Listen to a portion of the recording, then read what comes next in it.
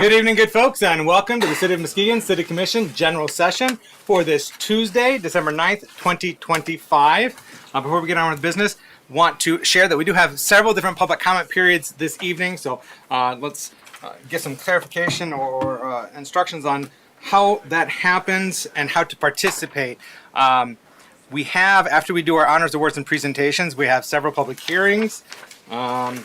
During each of those public hearings, members of the public have an opportunity to give input, whether in person or by phone. Everyone has up to 3 minutes to give their remarks. Once we get beyond the public hearings, we'll have updates from our federal, state, county officials and our partners there. And then once we get beyond those updates, we'll have public comment on agenda items.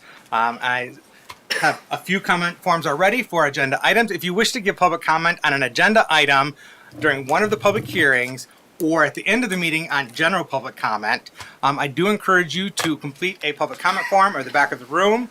Please provide your name and home address. Note I will not be sharing your home address nor asking you to announce that. That is for our records. I will be acknowledging if you are a City of Muskegon resident, which neighborhood you're joining us from, and if you're not a City of Muskegon resident, which other township, village, or city you're joining us from or calling from. And during any of these public comment periods, every person has up to 3 minutes to provide their remarks, whether they're giving it in person or by phone.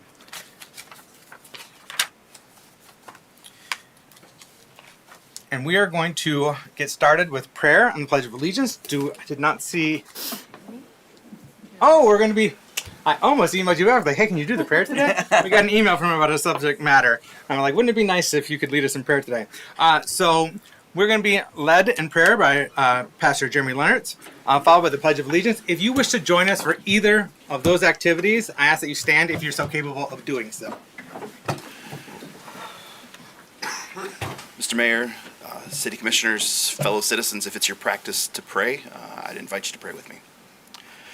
Your wise and loving Father, thank you for gathering us here today and for the countless blessings you pour out, life and health, community, purpose, and the privilege of serving one another. Thank you for meaningful work, for responsibilities that shape the well-being of our neighbors and our city, and above all, the hope that we have through your Son, Jesus Christ. Your grace is abundant, your love never fails. Lord, in a season and a space where perspectives are diverse and tensions can run high, we ask for your steadying hand. Remind us that true leadership is an act of service, and that every person in this room bears your image and is worthy of dignity, honor, and respect. Help us see one another not as rivals, but as partners seeking the common good. We pray for our mayor, for each city official, for this council, for the citizenry that's gathered here. Lord, bless this agenda today. Guide the conversations with clarity, honesty, and mutual respect. May the decisions made here bring strength, hope, and well-being to all who live and work in our great city of Muskegon. And in moments of disagreement, help unity prevail. Not the unity that demands uniformity, but the unity that flows from shared purpose, shared humanity, and your steadfast love. We entrust this meeting to you, and we ask all these things in the name of your Son, Jesus. Amen. I pledge allegiance to the flag of the United States of America and to the republic for which it stands, one nation, under God, indivisible, with liberty and justice for all. Thank you, Pastor. All right, Madam Clerk, may we have roll call, please? Commissioner German, absent. Commissioner Gorman? Here. Commissioner Cochin? Here. Vice Mayor St. Clair? Here. Mayor Johnson? Here. Commissioner Kilgo? Here. Commissioner Keener? Present. Thank you. Oh, and I mentioned earlier when completing the public comment forms, provide your name and home address and submit them, but I'm not sure if I told you to hand them down to the city clerk at the end of this dais here. So if you have those completed, please hand them off to her and she'll get them to me. All right. First up, we have 2025 Years of Service Award. Welcome. I'm down. Hi. I'm going to come on down with All you, right. but if you kindly get us started and introduce yourself. Dwana Thompson, EEO and Employee Relations Director for the City of Muskegon.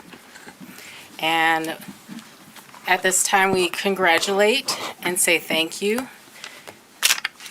to each of you with deepest gratitude for your distinguished service, loyalty, and dedication to the citizens and staff of the City of Muskegon. And our first award recipient today is Tammy Thompson, 35 years of service in the Treasurer's Office.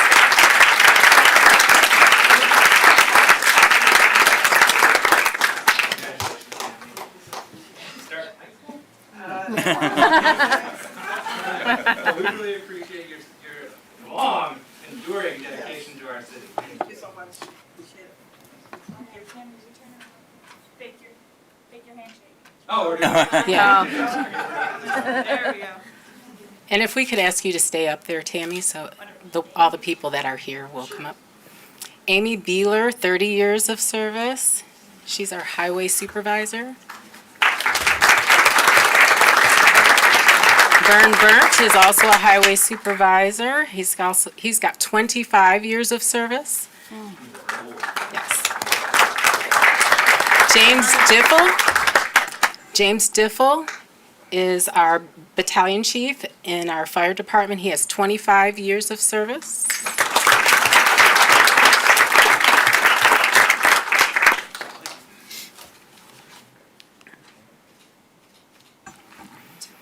And we have Richard Walfong. He works in our water and sewer department, and he has 25 years of service.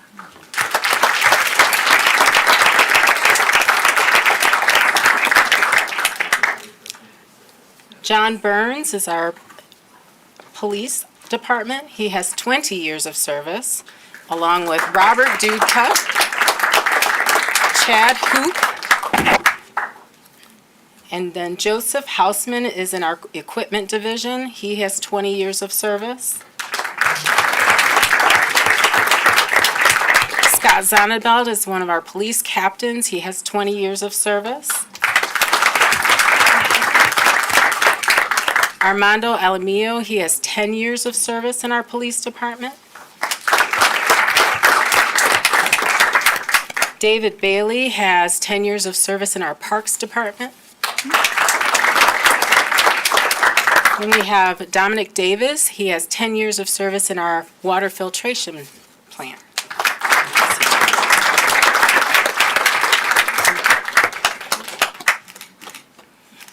We have Joshua Foers. He has 10 years of service in our cemetery department.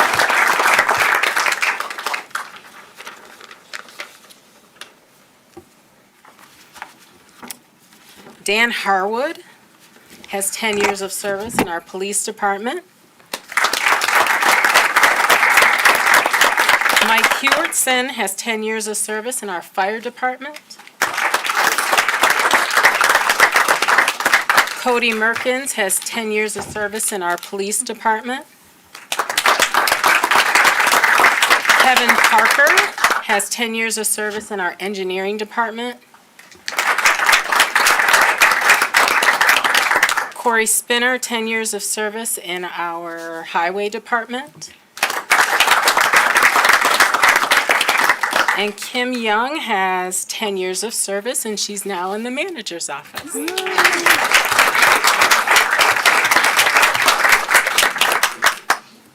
We have Christopher Abel. He has 5 years of service in the police department.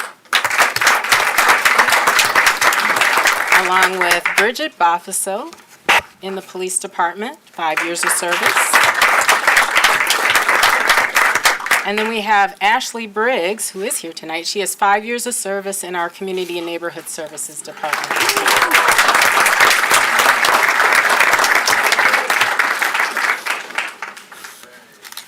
We have Adam Brown with 5 years of service in the Police Department. Jillian Burns has 5 years of service in the Treasurer's Office. Justin Lenardowitz has 5 years of service in our Engineering Department. Tammy Kotecki has 5 years of service in our Police Department.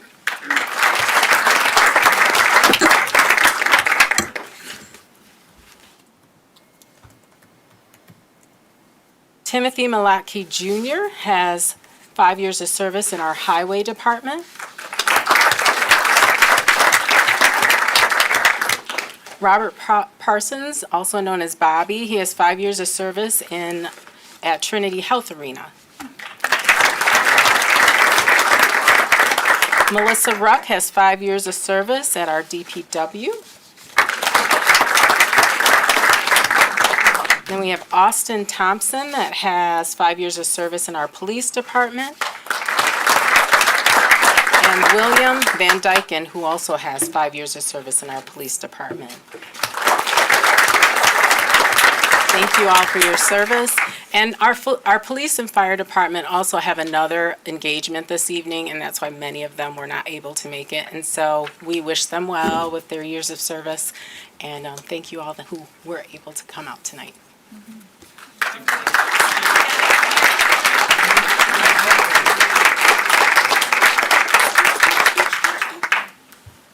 A little more. There you go. All right, 1, 2, 3. One more. All right, you're all good. Thank you. That was like right. Thank you all.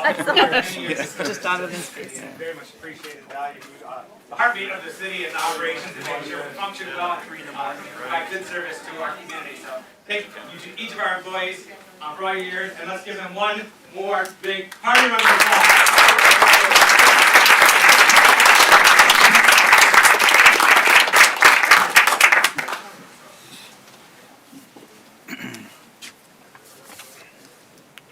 And hopefully your hands are not too tired because we have more applause coming to celebrate some other good folks.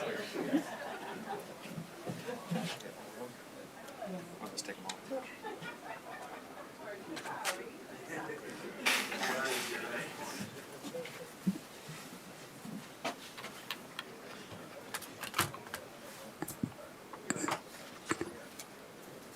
Actually, let me do this up here. Yeah, that'll be easier.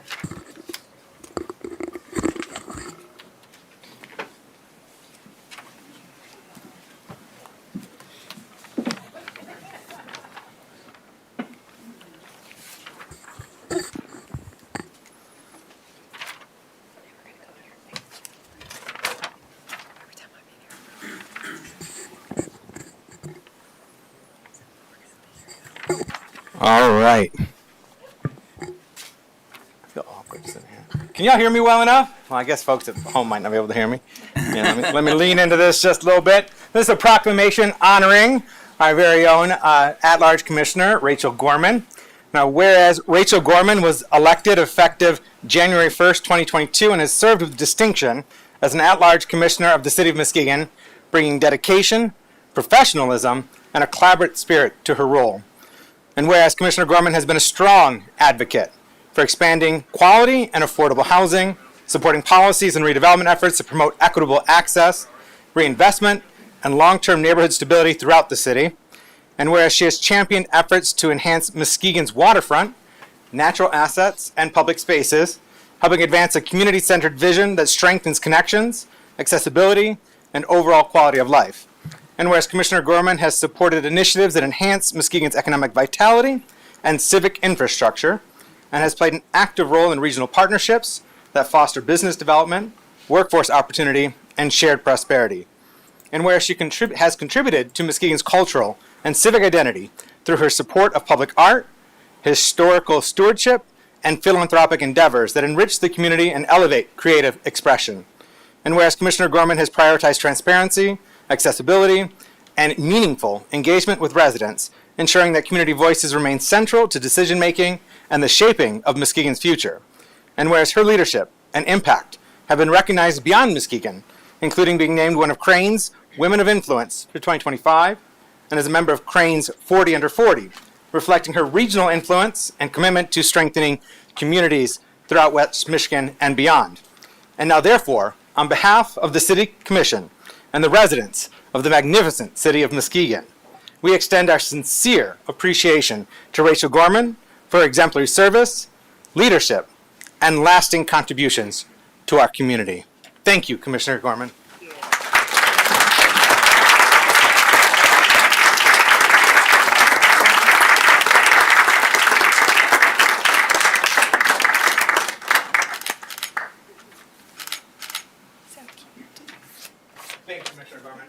appreciate you. And we're so fortunate to have your continued partnership and know that you're going to be an excellent leader in a different capacity or in the same capacity, but ongoing, which is as president of our Lakeshore Chamber of Commerce. And so really pleased to have your leadership in that role and your partnership in continuing to move Muskegon forward. And if we can be a help and assistance, you let us know. And I know that we're going to be working together going forward. But please share any thoughts you wish as you are departing. So this is her last general session meeting of her 4-year tenure as an at-large commissioner for the city of Muskegon. Okay, I do have some remarks. I wasn't sure if I've had time or not, so bear with me. It's funny because a lot of my early feedback about being on the commission from residents and other people has just been like, you don't say a lot, but when you do, it's really impactful. So, when I first ran for commission, it really was never about logging the most microphone time at these meetings.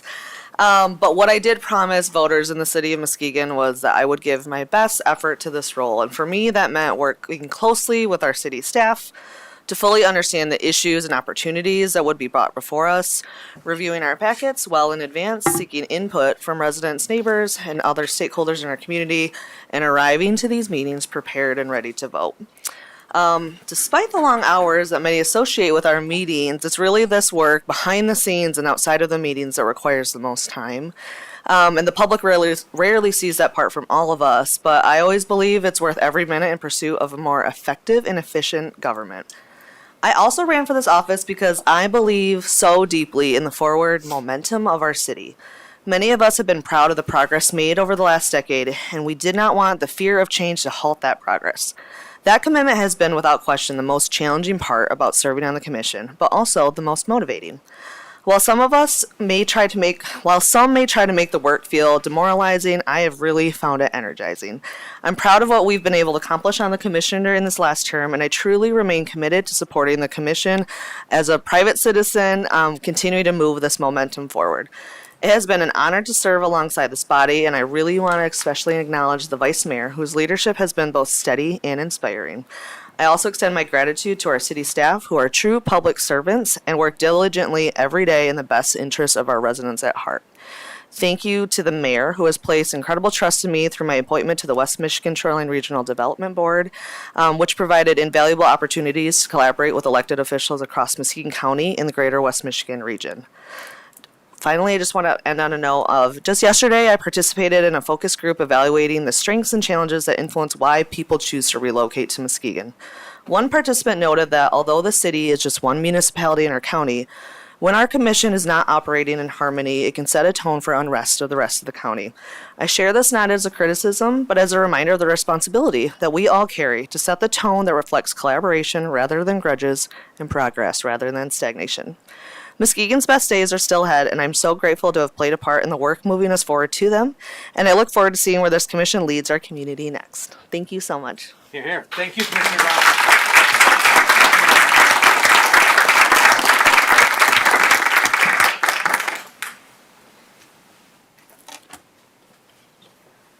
We really have so enjoyed and appreciated Thank you. your partnership in public service, and very much look forward to your ongoing leadership in our community. Next, we have a proclamation honoring the service and impact of Kwame Kamau James. Whereas Kwame Kamau James came to Muskegon to settle his late uncle's estate and soon chose to make the community his home, where he met his future wife, Rebecca St. Clair, our vice mayor, and began building a life rooted in purpose and service. And whereas a lifelong musician, Kwame brought his passion for guitar, storytelling, and supporting local talent to the Muskegon Farmers Market, where he recognized the potential of its new stage and, after a chance conversation with the market manager, began performing and helping to create a process for musicians to share their gifts. And whereas this effort sparked more than 11 years of his volunteer coordination of all main stage performances and his broader work championing Muskegon's artistic community through open mic nights, spoken word events, and collaborative opportunities that helped countless artists grow in skill and confidence. And whereas Kwame's thoughtful and humble leadership has shaped the musical identity of the market, curating performances that reflect the community's diversity and vibrancy, strengthening the sense of connection felt each week, and contributing to the renewed energy of downtown Muskegon. And whereas, as the market further expands opportunities for artistic expression with the addition of a second stage under the Morris Street Pavilion, Kwame's legacy of uplifting local talent and fostering community spirit continues to guide and inspire. Now, therefore, on behalf of the people of Muskegon, we proudly honor Kwame Kamau James for his outstanding contributions, unwavering support of local talent, and lasting influence on the cultural life of our community. Thank you, Kwame.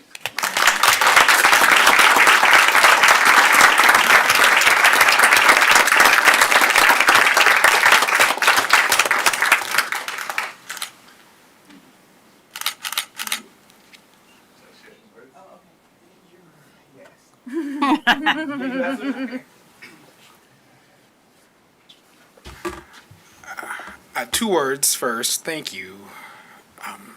And that's not just to you, Mayor, and to the Commission for this honor, but to the whole community of Muskegon. I came here not really knowing what was next in my life, except that I wanted to be of service in a way that left people changed, that helped people grow and change. And when I saw Muskegon becoming what it's becoming, I knew that this was the place where I could have that impact. I had no idea at the time that it would have anything to do with the market, but I'm so happy that something that's so key, that the market, something that's been so key to the development of the city is been the site of my contribution, one of my contributions at least. And so I'm not gonna forget this. It's good to be noticed. Thanks.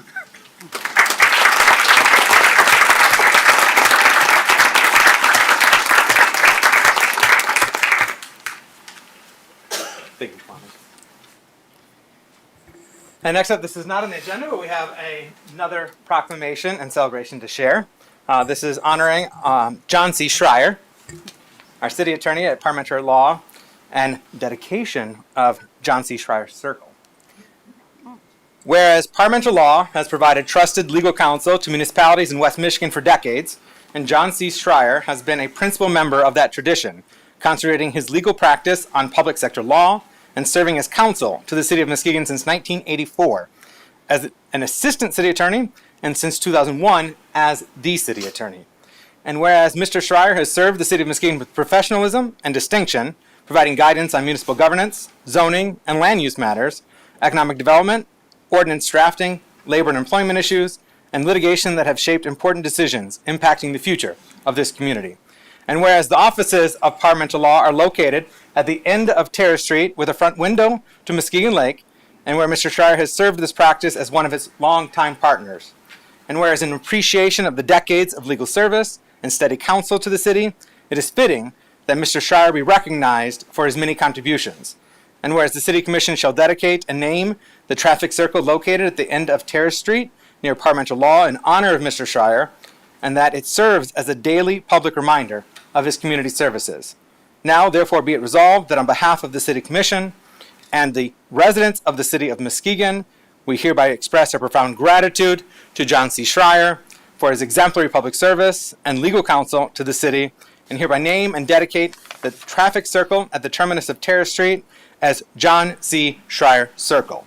And be it further resolved that appropriate signage shall be installed at the traffic circle to reflect this dedication, and that the mayor and city clerk are authorized to take such administrative actions as necessary to implement this resolution and to arrange a public dedication ceremony on a date to be determined. And since this feels like a quasi-resolution and proclamation, I will ask commissioners, may I have a motion to adopt and approve this proclamation/resolution?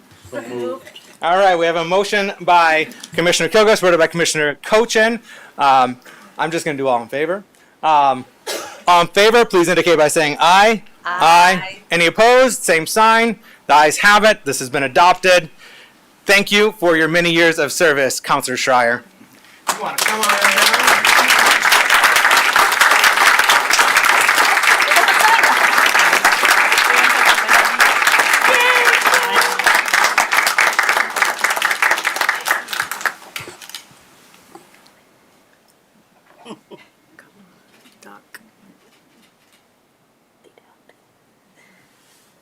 Look at that. Very nice. Look at that. And it's so your colleagues at Farmer are certainly not going to forget you. That's true. All right. So one's for him, and then one will, and yeah.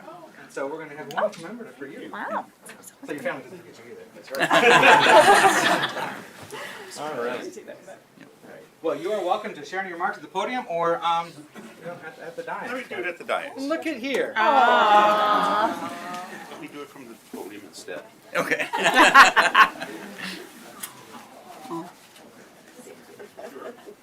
I can take that down to a seat. Mayor and Commission, I want to thank you because it has been my pleasure to represent the city of Muskegon and represent you. I've been doing this for over 40 years, over 20 as your city attorney, and I will say that the commission, the city staff, with our help, but it was you who has made this place, Muskegon, better than it was when I came here in 1984. It is a very different community, and it's a better community. And I would thank all of you.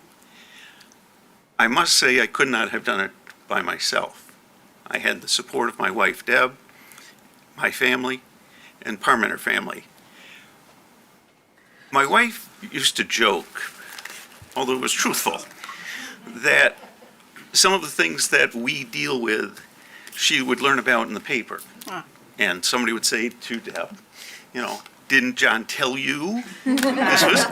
And answers, no, he doesn't tell me those things. They're secret. Same comment back to all of you. You didn't tell me. You kept the secret. But I've got to think, my family helped me along this way, and they made me what I am. And the Parmenter family did. And many of them are here today. The attorneys you work with also, and the support staff that make sure that I don't screw up too bad. And to them, thank you. This is quite an honor, and I will not leave you. I'm not sure I'm going to attend many more 6-hour meetings. Maybe one today. But thank you very much. It is deeply, deeply appreciated.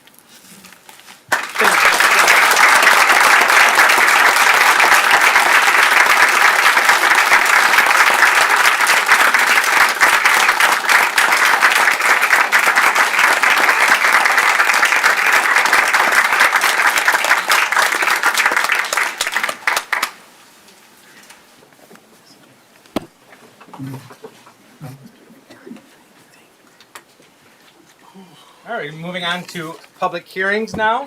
Mr. Mayor, your microphone. Oh, yes. I'm so loud. People in the room don't necessarily need it, but folks at home. All right, now we're moving on to public hearings. Neighborhood Enterprise Zone certificates for 502 Mary Street and 508 Mary Street.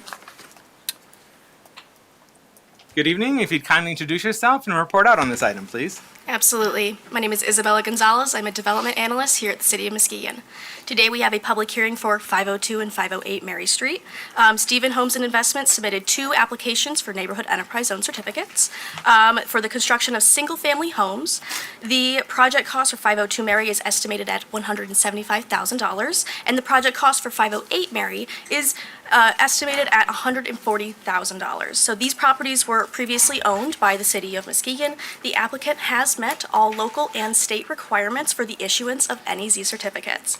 The Neighborhood Enterprise Zone Act provides for the development and rehabilitation of residential housing located in eligible distressed communities. So approval of these applications would grant the future property owners a tax abatement that reduces their taxes by approximately 50% for up to 15 years.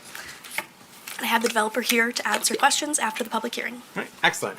So this is a public hearing. First, we're going to go to anyone in the audience that wishes to give a comment as part of this public hearing. Then we'll go to the phones, and then we will entertain a motion and have any questions from the commission as well as hear from the developer, and any thoughts before we go to vote. All right.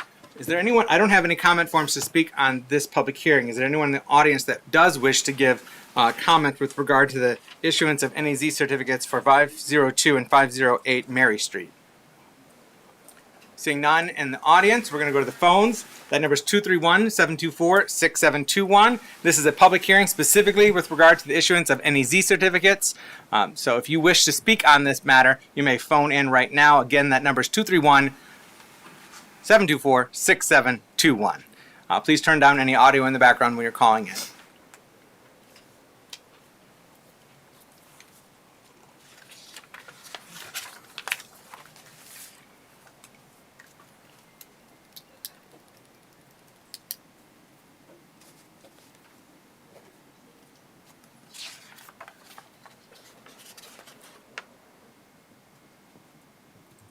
All right, does not sound like we have any takers for this public hearing. Commissioners, I would entertain a motion. So moved. Hold on, I got it. I lost it. Go ahead. I move to close the public hearing and approve the neighborhood enterprise zone certificate for 502 and 508 Mary Street, and authorize the city clerk and mayor to sign the applications and resolutions And that certificate's for 15 years? Support. for 15 years. Yes. Okay. We got a motion by Commissioner Kilgo, supported by Commissioner Keener. Commissioner Kilgo, do you have any questions, or would you like to start with a hearing from the developer? I don't have any questions, nor do I personally need to hear from the developer. I do just want to say this, just because there may be some extra eyes on our meeting this evening.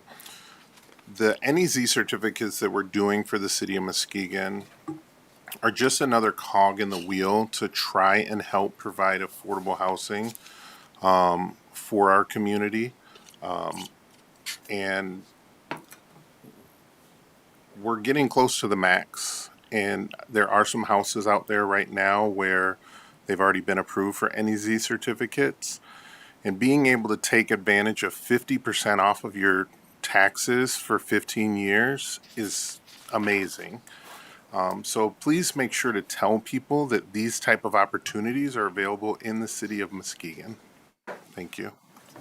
Here. Thank you, Commissioner Kilgo. And if you are an existing homeowner or property owner in the city of Muskegon, looking to expand, consider investments in your own property, or add on a secondary unit or accessory dwelling unit, contact our development services team at City Hall to see if you are within an NEZ district, so you can take advantage of these tax incentives and benefits as well. Commissioner Keener, do you have anything to ask or add? I don't. All right. Commissioners, do you have anything to ask or add, or anyone that would like to hear from the developer? Otherwise, we'll go to roll call. No? All right. Well, we appreciate the developer being here this evening. Thank you. And roll call, please. Vice Mayor St. Clair, Yes. Mayor Johnson, Yes. Commissioner Kilgo, Yes. Commissioner Keener, Yes. Commissioner Gorman, Yes. Commissioner Cochin. Yes. Motion passes. Thank you. This next item is another public hearing for neighborhood enterprise zone certificates for issuance at 1355 Adams Avenue and 1366 Leonard Avenue for up to 15 years. Could you kindly report on this item and reintroduce yourself if anyone's just tuning in? Absolutely. Isabella Gonzalez, Development Analyst for the City of Muskegon. So West Urban Properties LLC submitted 2 applications for Neighborhood Enterprise Zone certificates for the construction of single-family homes at 1355 Adams Ave and 1366 Leonard Ave. The estimated project cost for both of these properties was $294,900. The finished layout for both properties will consist of 2 bedrooms and 1 bathroom, but homeowners can upgrade to 4 bedrooms and 2 bathrooms. These properties were previously owned by the City of Muskegon. The applicant has met all local and state requirements for the issuance of an NEZ certificate. Thank you for that report. This is a public hearing. Is there anyone in the audience that wishes to give comment on this item? Seeing none, we're going to go to the phones. That number is 231-724-6721. This is a public hearing specifically with regard to the issuance of NEZ certificates for 15 years for the properties of 1355 Adams Avenue and 1366 Leonard Avenue. We'll give that a few moments.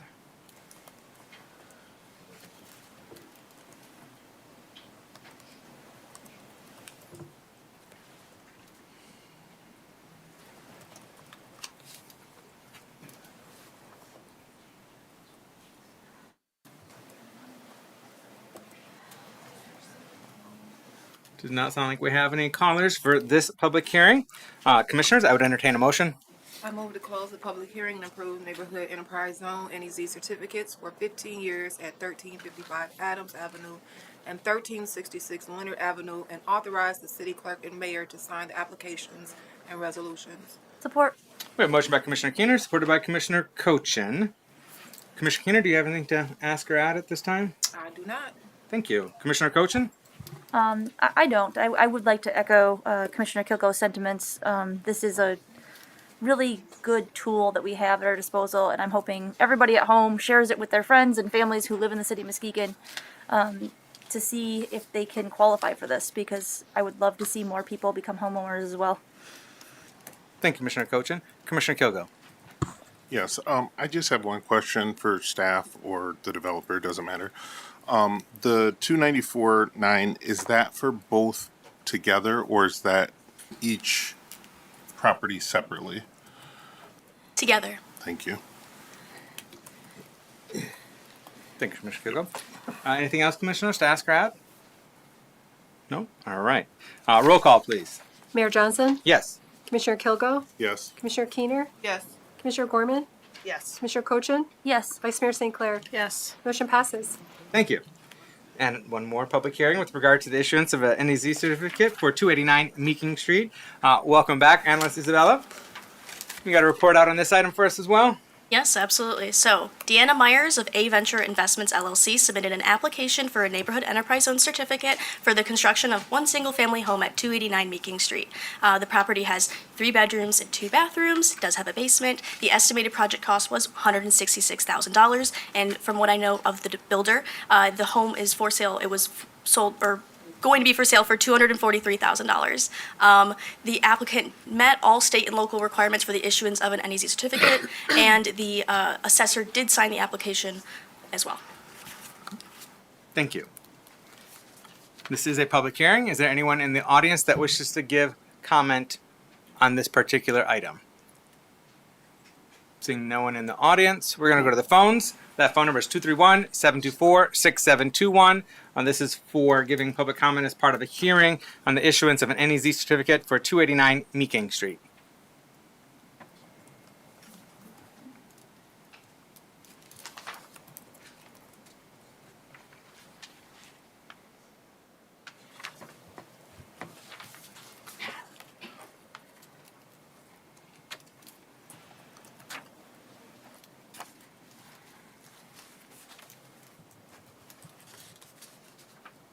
No takers for this public hearing by phone. So, Commissioners, I would entertain a motion. I move to close the public hearing and approve a Neighborhood Enterprise Zone NEZ certificate for 15 years at 289 Meeking Street, and authorize the city clerk and mayor to sign the applications and resolutions. Support. All right, we have a motion by Commissioner Cochin, supported by Commissioner Keener. Commissioner Cochin, anything to ask or share at this time? No, nothing to ask right at this time. All right, Commissioner Keener? No. All right. Commissioners, anything else to add or ask? No? Thank you. Roll call, please. Commissioner Kilgo? Yes. Commissioner Keener? Yes. Commissioner Gorman? Yes. Commissioner Cochin? Yes. Vice Mayor St. Clair? Yes. Mayor Johnson? Yes. Motion passes. Thank you.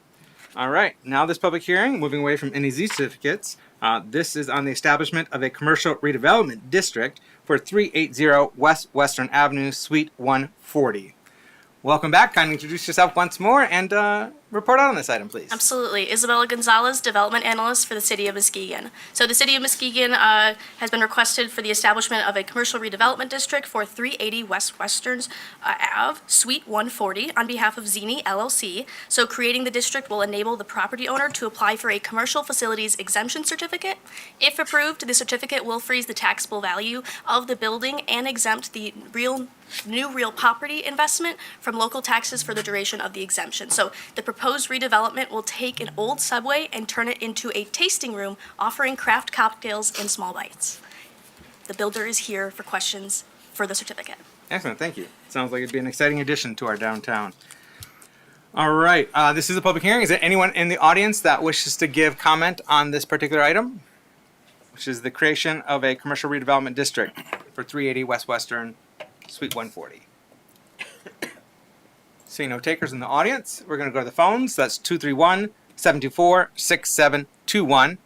Again, this is specifically a public hearing with regard to the establishment of commercial redevelopment district.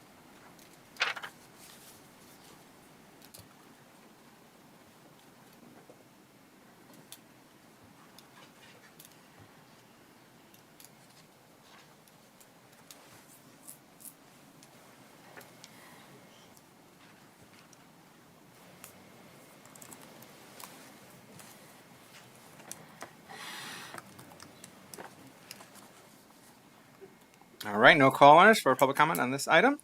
Commissioners, I would entertain a motion.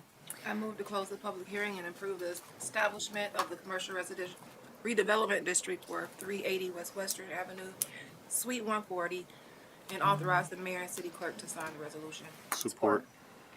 All right. All right, we got a motion by Commissioner Keener, supported by Commissioner Gorman. Commissioner Keener, do you have anything to? Yes, I would like to hear from the developer and hear a little bit about the project. All right.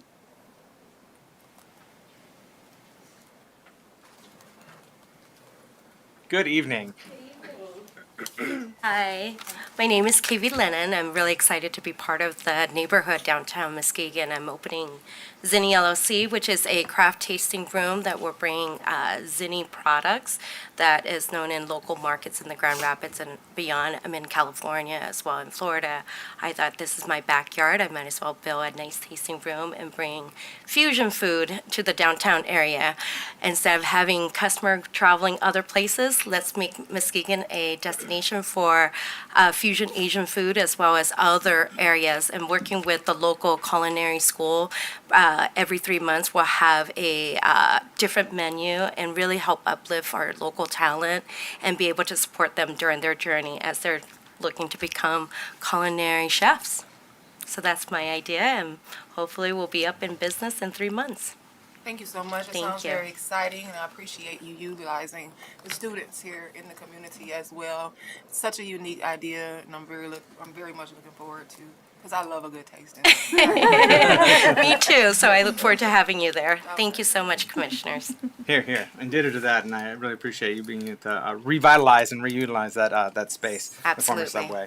subway. Commissioner Gorman, do you have anything to ask or add at this time? Just want to add excitement, and KV has already made herself available to so many downtown businesses already, and so we're excited to learn from you, from other communities you've done development work in, and support your business as well. Thank you so much, Commissioner. Anything, Commissioner Kilgo? Yes, I'm just curious, do you all already have your liquor license, or is that something you still have to apply for? I am working on that for the tasting. We just signed our lease last week Friday, so working through with the E&D community, the contractor, and the lawyer to ensure that we apply with MLCC to approve it as a tasting room. And then also working with the health department to ensure that I have the proper equipment and structure to ensure that we are approved to get the permit to start construction. We're hoping in 3 months or less that we'll get our MLCC license for the tasting room. But before that, we'll definitely have a mocktail menu for folks who do not want to drink alcohol. Awesome. Thank you much. Thank you. Commissioner Cochin. Yes, I also want to echo that sentiment from everybody else here on the board so far. I really appreciate you taking the time to invest in your backyard. I think Muskegon is a great place to invest in, and am more than enthralled to see Asian fusion coming here to Muskegon. I think that's something we desperately lack, and so I'm really looking forward to going and checking it out. Thank you. I think as we create more of a diverse option for folks in our neighborhood, I think we'll be able to offer our visitors options here and not bypass us and go to other cities. Thank you, Commissioner Cochin. And yeah, we gotta give Grand Rapids a run for their money. I just saw that they were named one of the top 20 culinary destinations and spaces in the country.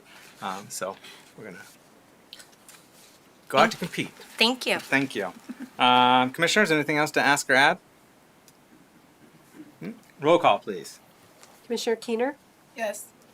Commissioner Gorman, Yes. Commissioner Cochin, Yes. Vice Mayor St. Clair, Yes. Mayor Johnson, Yes. Commissioner Kilgo. Yes. Motion passes. Thank you. And related, now that we've established the district, we're going to have a public hearing on the issuance of a commercial facilities exemption certificate for that property at 380 West Western Avenue, Suite 140. Welcome back, Analyst Isabella. Thank you. So yes, Zini LLC plans to rehabilitate 2,300 square foot facility beginning in December 2025, and it's located in the Heinz Building. So this project represents a $73,000 investment and is expected to create between 7 and 10 jobs. So the applicant, Zini, a vodka brand, plans to bring those craft cocktails and small bites to the downtown area. The Internal Tax Committee did review the application and, based on their findings and calculations, recommends approval of the attached resolution for a term of 4 years for real property. So the applicant has submitted all required documentation as well. Excellent. Thank you. This is a public hearing. Is there anyone in the audience that wishes to give input on this issuance of a commercial redevelopment or for commercial facilities exemption certificate? Seeing no takers in the audience, we're going to go to the phones. That is 231-724-6721.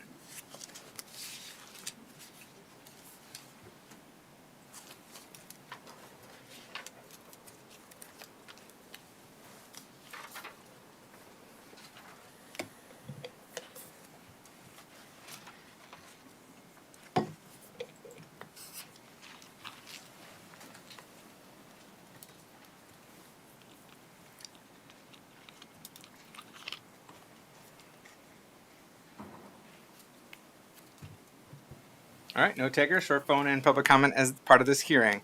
Commissioners, I would entertain a motion. I move to close the public hearing and approve a 4-year commercial facilities exemption certificate for Zini LLC and authorize the mayor and city clerk to sign the application and resolution. Support. All right, we have a motion by Commissioner Kilgo, supported by Commissioner Cochin. Commissioner Kilgo, anything to ask or add before we get a vote? No, sir. Commissioner Cochin?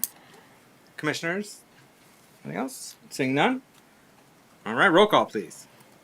Commissioner Gorman? Yes.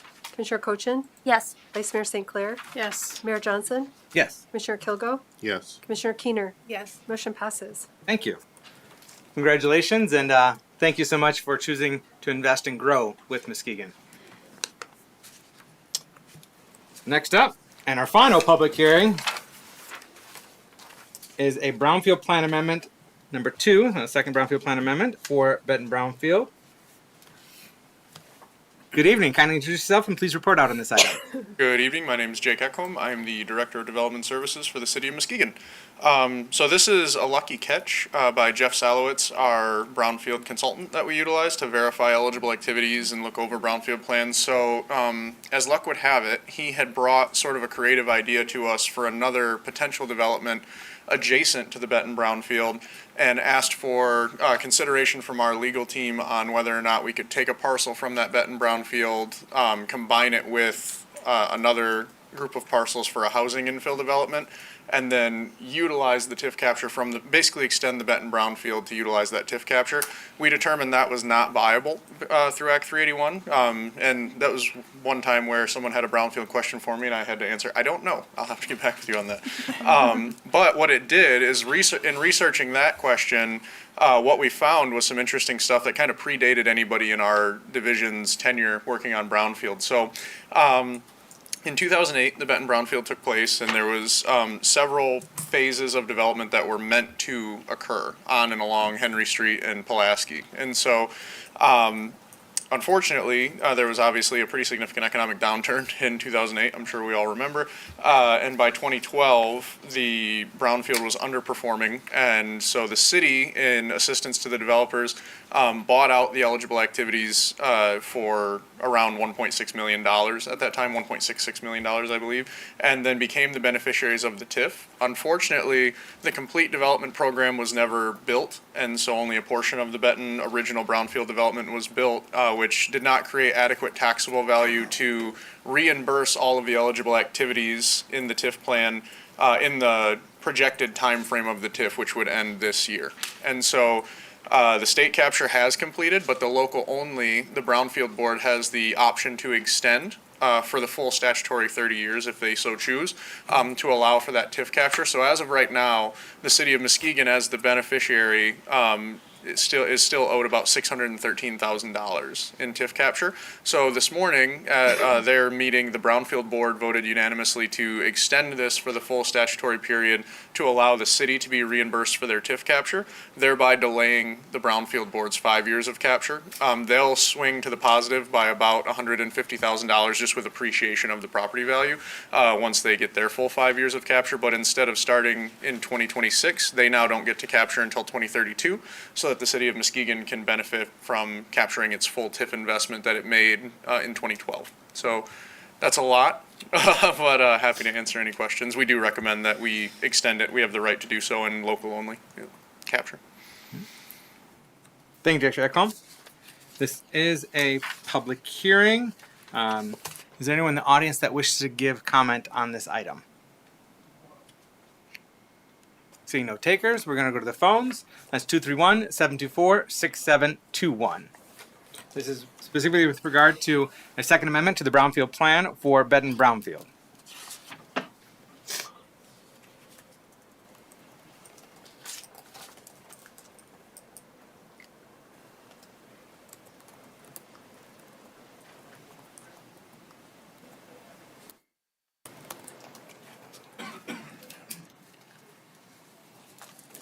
Doesn't sound like we have any takers.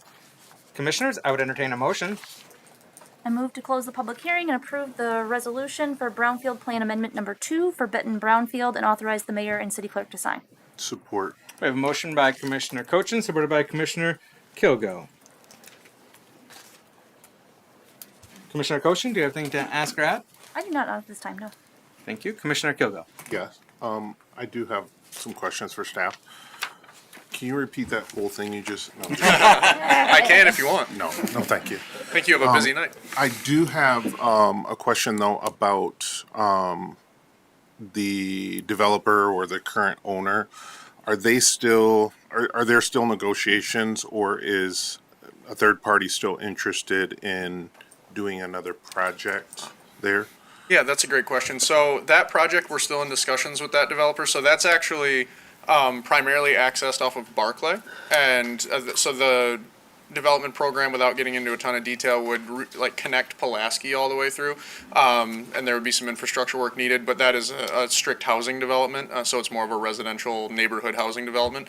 We are still working with them after we found out that the kind of the idea to combine that Benton Brownfield for them was not viable. So they're working with a consultant on a local brownfield of their own. Yeah. Thank you. Mm-hmm. Thank you, Commissioner Kilgo. Commissioners, anything else to ask or add at this time? Mr. Manager? Yes. Director Idle, could you just clarify in what year the extension would expire in? Oh, sure. So that's a good question. While the capture should be done in 2031, we're recommending that we extend the plan for the full statutory amount, which is 14 years, just in case there's taxable value decline and we still don't capture that in our projections, so then we don't have to come back and do this again. They end early at times. The Terrace Point Landing one is a good example where that's going to end capture early, and there's not really anything that we need to do statutorily if that happens. But if it were to only maybe collect, say, 500 of that $613,000, we would anticipate the city would want that $113,000, and we'd have to come back and extend it again. So we're asking for that full term extension, though we do not project it to take that long. What year is that? The 14 years? Yeah, 14 years from now. 2039. Yep, yep, 2039. Yeah, 2039. Thank you. Mm-hmm. Okay. That's everything that's clear and understood now? Excellent. Unless there's anything else to ask or add, roll call, please. Commissioner Gorman? Yes. Commissioner Cochin? Yes. Vice Mayor St. Clair? Yes. Mayor Johnson? Yes. Commissioner Kilgo? Yes. Commissioner Keener? Yes. Motion passes. Thank you. Thank you. Thank you, Director Ekholm. All right, next up we have updates from our federal, state, and county partners. I don't see any federal representatives in the room. I don't see state, but I do see county, and I believe she has something from one of our state partners. So welcome up, Commissioner Cook. Thanks, everyone. Jessica Cook, County Commissioner for District 6, which includes a large chunk of the city of Muskegon. But I'm actually here today on behalf of State Representative Will Snyder. He has another commitment tonight, so wanted me to pass along his apologies that he couldn't be here, but we have a couple of tributes from the state that I would like to start with one for Commissioner Gorman. Special tribute, State of Michigan special tribute to Rachel Gorman. Let it be known that it is a genuine pleasure to honor Rachel Gorman of the City of Muskegon for her years of service as an at-large commissioner. As the state of Michigan recognizes the loyalty and devotion to public service of this conscientious individual, we add our sentiments of gratitude for her work. Rachel is a longtime Muskegon native and received her Bachelor of Science from Grand Valley State University and her Master of Business Administration from Michigan State University. Throughout Rachel's time as an at-large commissioner, her priorities for Muskegon have been to promote accessibility, inclusion, forward motion, and active dialogue between opposing perspectives. In addition to her background in public service, Rachel has had an extensive history with nonprofit organizations, including her involvement with the Greater Muskegon JCs, Lead Muskegon, Muskegon in Focus, and Parties in the Park. There can be little doubt that the record of Rachel in her responsibilities as an at-large commissioner of the City of Muskegon over the past several years will continue to reap rewards for the people of our community. As she enters a new chapter, she has earned many thanks from the state of Michigan for her years of service to the community.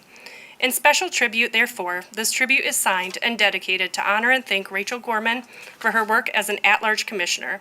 We are confident that her legacy will be felt by many for years to come. That's signed by State Representative Snyder, State Senator Bumstead, Lieutenant Governor Garland Gilchrist II, and Governor Whitmer. Congratulations, Rachel.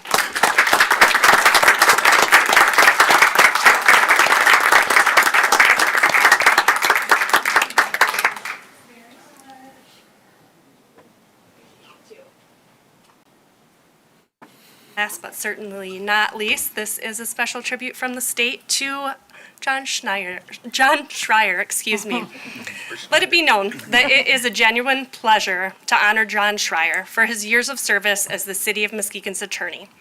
As the state of Michigan recognizes the loyalty and devotion to public service of this conscientious individual, we add our sentiments of gratitude for his work. John is a Muskegon native and received his BA from Hope College in 1978. He then went on to receive his master's in public administration at Wayne State University in 1980 and his JD from the University of Detroit in 1984. As city attorney, John concentrates his practice on public sector law and also represents private clients in employment matters. His legal services for municipal clients include general counsel, zoning plans, economic development, drafting ordinances, employment, and litigation. Additionally, he is a former president of the Muskegon County Bar Association and Michigan Association of Municipal Attorneys, and a former chair of the Muskegon Municipal League Legal Defense Fund. There can be little doubt that the record of John and his responsibilities as a city attorney over the past few years will continue to reap rewards for the people of our community. As he enters a new chapter, he has earned many thanks from the state of Michigan for his decades of service to the community.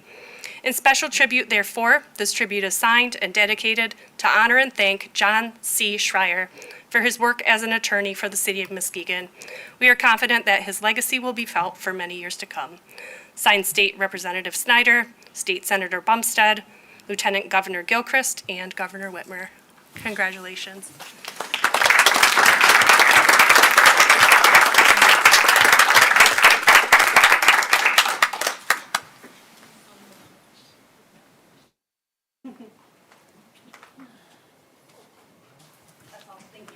Thank you, Commissioner Cook.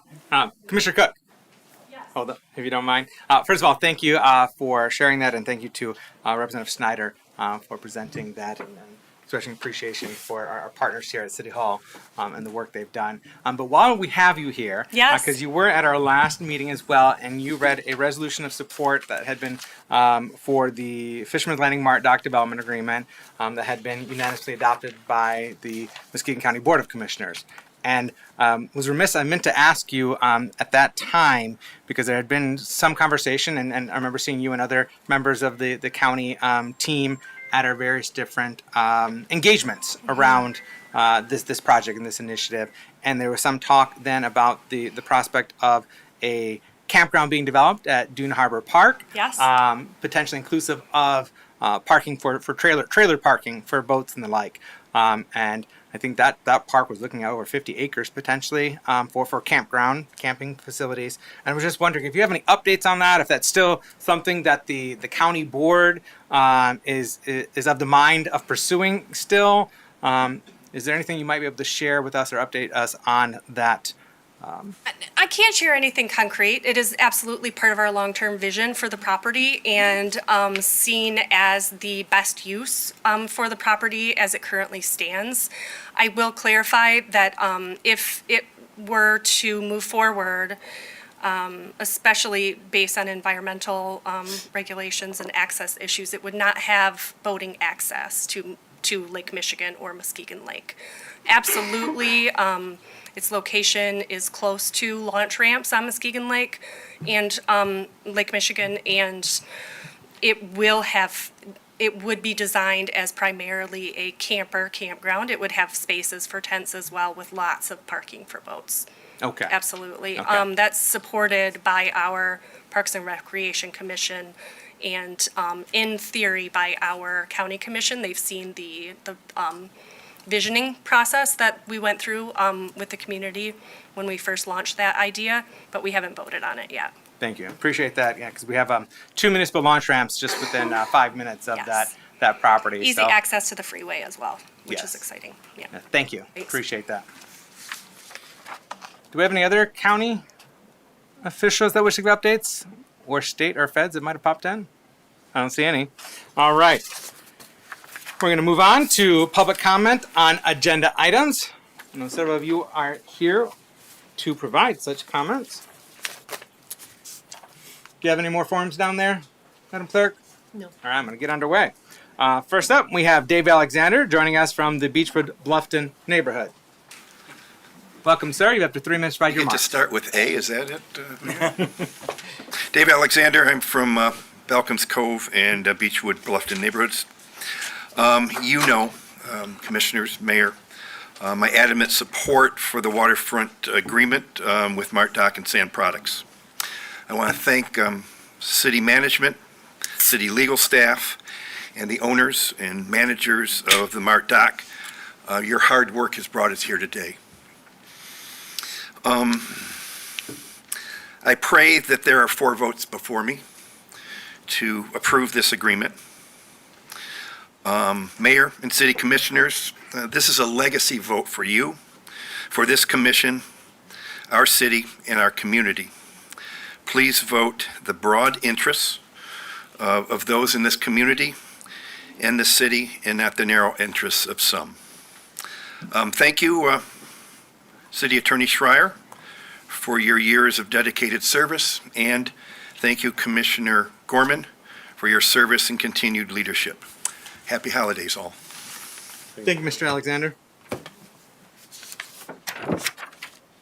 Next up, we have William Blakeman joining us from the Beechwood Bluffton neighborhood. You have 3 minutes to provide your remarks, sir. Thank you so much. I just have one question.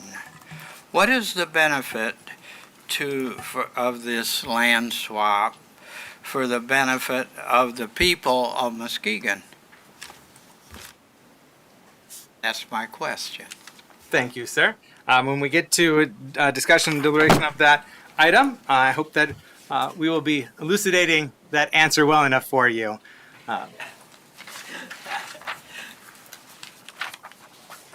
Which prompts me to remind folks that as part of public comment, it is a time for folks to give their input directly to the City Commission. While you may pose questions, we're not going to answer them right then and there. It is not an opportunity for back and forth or dialogue or engagement. We can always set up another time for that kind of conversation. But we certainly appreciate anyone posing questions, and commissioners may reiterate those questions when it comes time to discussion and deliberation. Next up, we have Mr. Evan Ewing joining us from the Glenside neighborhood. Welcome, sir. You have 3 minutes to provide your remarks. Thank you. My name is Evan Ewing, Glenside, as you mentioned. My thoughts today are to urge the commission to delay this vote, and the reason, I do have my reasons. You might say delay the vote, if not now, when?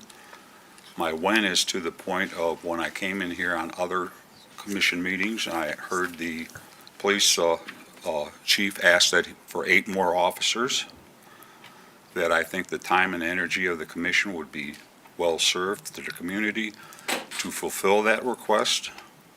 I've also seen on MLive and other sources that our fire department is operating with 2 men per truck when they need 3, is recommended for 3 firemen per truck. I'd like to see the commission put their time and energy into this, and with those things being accomplished, then I think it's time to indulge thoughts of the future. But I strongly urge you to think of the protection and the safety of the community before you think of legacies or whatever for yourselves. Please protect us. We are the community. We are not we're the community. Please think of us. Please take care of us. We need folks to look out for us. Thank you. Thank you, Mr. Ewing. Appreciate you joining us this evening. Next up, we have Jamie Cross joining us from the NIMS neighborhood. Welcome. You have 3 minutes to provide your remarks. Thank you. Good evening. I am going to comment on the Mart Dock Fisherman's Landing proposal. I am in support of the proposal. There's a lot of hard work here for 3 reasons. 1, it will increase public access, and as I think you all are aware how passionate I am about residents having public access to the lakefront. 2, this is an opportunity to clean up and restore another section of lakefront property. 3, there is great potential in this proposal to actually help mitigate exposure from climate change to the lake, which we're already experiencing. According to the plan that's been laid out by Mark Dock in the city, once the Verplank property is purchased, which is about a 50-acre property, about half of that will go to the city, and then Fisherman's Landing will go, the 13 acres of Fisherman's Landing goes to Mart Dock. So that's about a 50% increase right there in public access, not to mention the 2.5 acres of 3rd Street Wharf in downtown. Also, there's potential to restore the Verplank property. So I've seen and heard a lot of comments about the contamination of the Verplank property. I did pass around a map of Muskegon Lake, along with another document about due care process with the state. So we all have to realize that the southern side of the lakefront is pretty much contaminated fill, the entire thing between the railroad track to the lake. And so that is what we are dealing with on the entire lakefront. And first filled in by lumbermen and then the industrialists. And then thanks to the Muskegon Lake Watershed Partnership and community and lots of public funds, a lot of the lakefront got cleaned up. But at this point in time, we are long past the time when the polluter to the property is obligated to clean it up or even to pay up for the cleanup. We've seen it many times already. Look at Sappy, one of the most polluted sites on the lakefront. The polluter is not paying $15 million to a private owner to help to mitigate the pollution there. In Michigan, we have laws that protect the polluter of the property, so they're not really obligated to clean it up per se. They're there to mitigate exposure to contaminants to fish and wildlife. This is referred to as due care obligation by the state of Michigan. So whoever ends up with the Verplank property, there will be cleanup or capping, and it will include public funds. That's all there is to it. So I'd rather it be a park and open to the public than a high rise. I also want to quickly mention the impacts to climate change. We need lots of green space and innovative technologies to reduce stormwater inputs to the lake. Green roofs, stormwater capture, these are the things we need to start thinking about for the lake with impacts. Thank you and good luck tonight. Thank you, Ms. Cross. Appreciate you joining us this evening. Next up, we have Tom Foth joining us from the Lakeside neighborhood. Good evening. Good evening. Mayor, Commissioners, thank you for your time. My name is Tom Foth. I'll be speaking as a resident who loves this city and what it can become for our kids. I want to start with something honest. Change is hard. It's uncomfortable and it brings uncertainty. But every step forward Muskegon has taken, every improvement, every piece of progress happened because someone before us chose to look towards the future instead of holding on to the past. JFK said, "Change is the law of life, and those who look only to the past or present are certain to miss the future." Tonight's vote is one of those moments where we either move forward or we allow ourselves to be held back. I moved back to Muskegon because I believed in what this city could become. I believed in the transformation happening along the waterfront, a transformation that promised my family, my neighbors, and my children something better than the industrial shoreline I grew up knowing. The kind of place where we could finally say, this is ours, this is our shoreline. That dream doesn't happen if we stay locked in what it used to be. This agreement gives Muskegon something we have never had, the ability to connect our shoreline into something meaningful and continuous, not broken and segmented.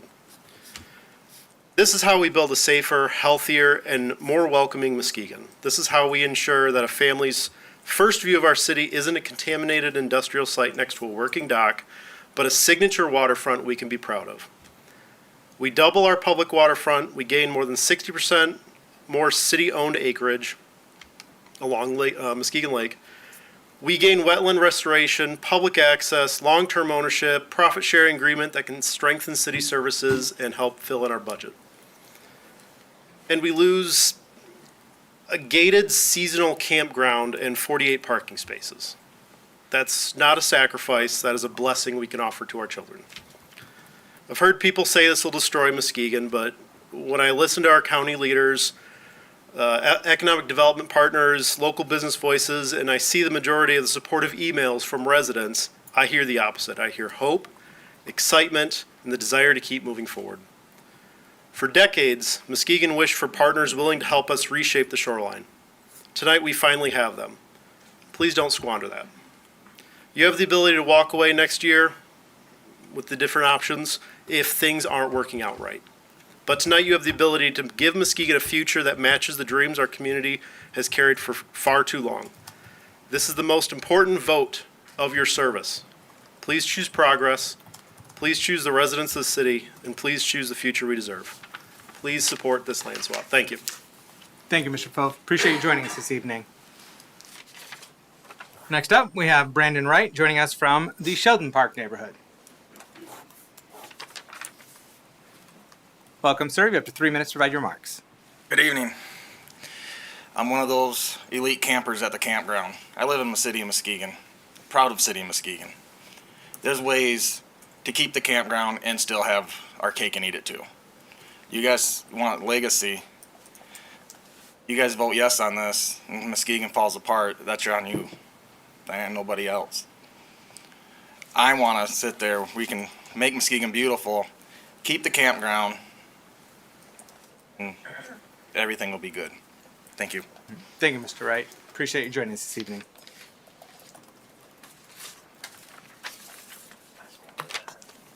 Next up, we have Cindy Larson joining us from the Nelson neighborhood. Good evening. You have 3 minutes to Hello, provide your Cindy remarks. Larson, 2nd Street. And you know, I'm coming at this from the economic development voice. There is no such thing as a strong community without a strong business community. The business community is the foundation that puts our people to work. But we can't have great businesses if we don't have a strong workforce. And we have not been attracting the next generation of workers. You can just tell by the population growth of Ottawa County going up by 100,000 people, and we're still barely riding along at the same pace. We have to attract the next generation of workers for all of our work employers to be strong, especially the hospital. Of all the employers, that organization has to have the best workers, and they're attracting them from all over the country. And if we don't have a strong hospital, it's not just about our jobs, it's about our health. And we know the stories of waiting in that emergency room because there's not enough workers, waiting for doctors, waiting for appointments. And that hospital is doing a fantastic job at bringing people in, and they are not moving to our city. That is not right. It is not good. And we know, we've studied it. You've got to trust us. We're around for a while. You know, my generation's done. We did a great job, and I will say we did a fantastic job, but Our job is done. You guys are in charge now. You've got to take it the next step. And the way to do that is to attract these workers. We've studied it. We've looked at it. They want bike paths. They want trails. They want access to the water. They want a boat. They want to fish. They want a kayak. This is what they're doing. They choose where they want to work. They just don't go for a paycheck anymore. They go for a lifestyle. And we can offer that lifestyle. And we have a better lifestyle than our neighbors to the south. And I hate to have to knock the neighbors to the south, but when I look around, and I've done it, looking at our state parks and our bike trail along Muskegon Lake and our luge and all of the stuff that we have in this county, and they're choosing another county just because they have these pretty little waterfronts. No, we've got to be the one. We have to be the one that everybody just automatically says, when you're moving, you get a job in Muskegon County, where are you going to move? You're going to move to Muskegon County, and you're especially going to move to the city of Muskegon, as I did.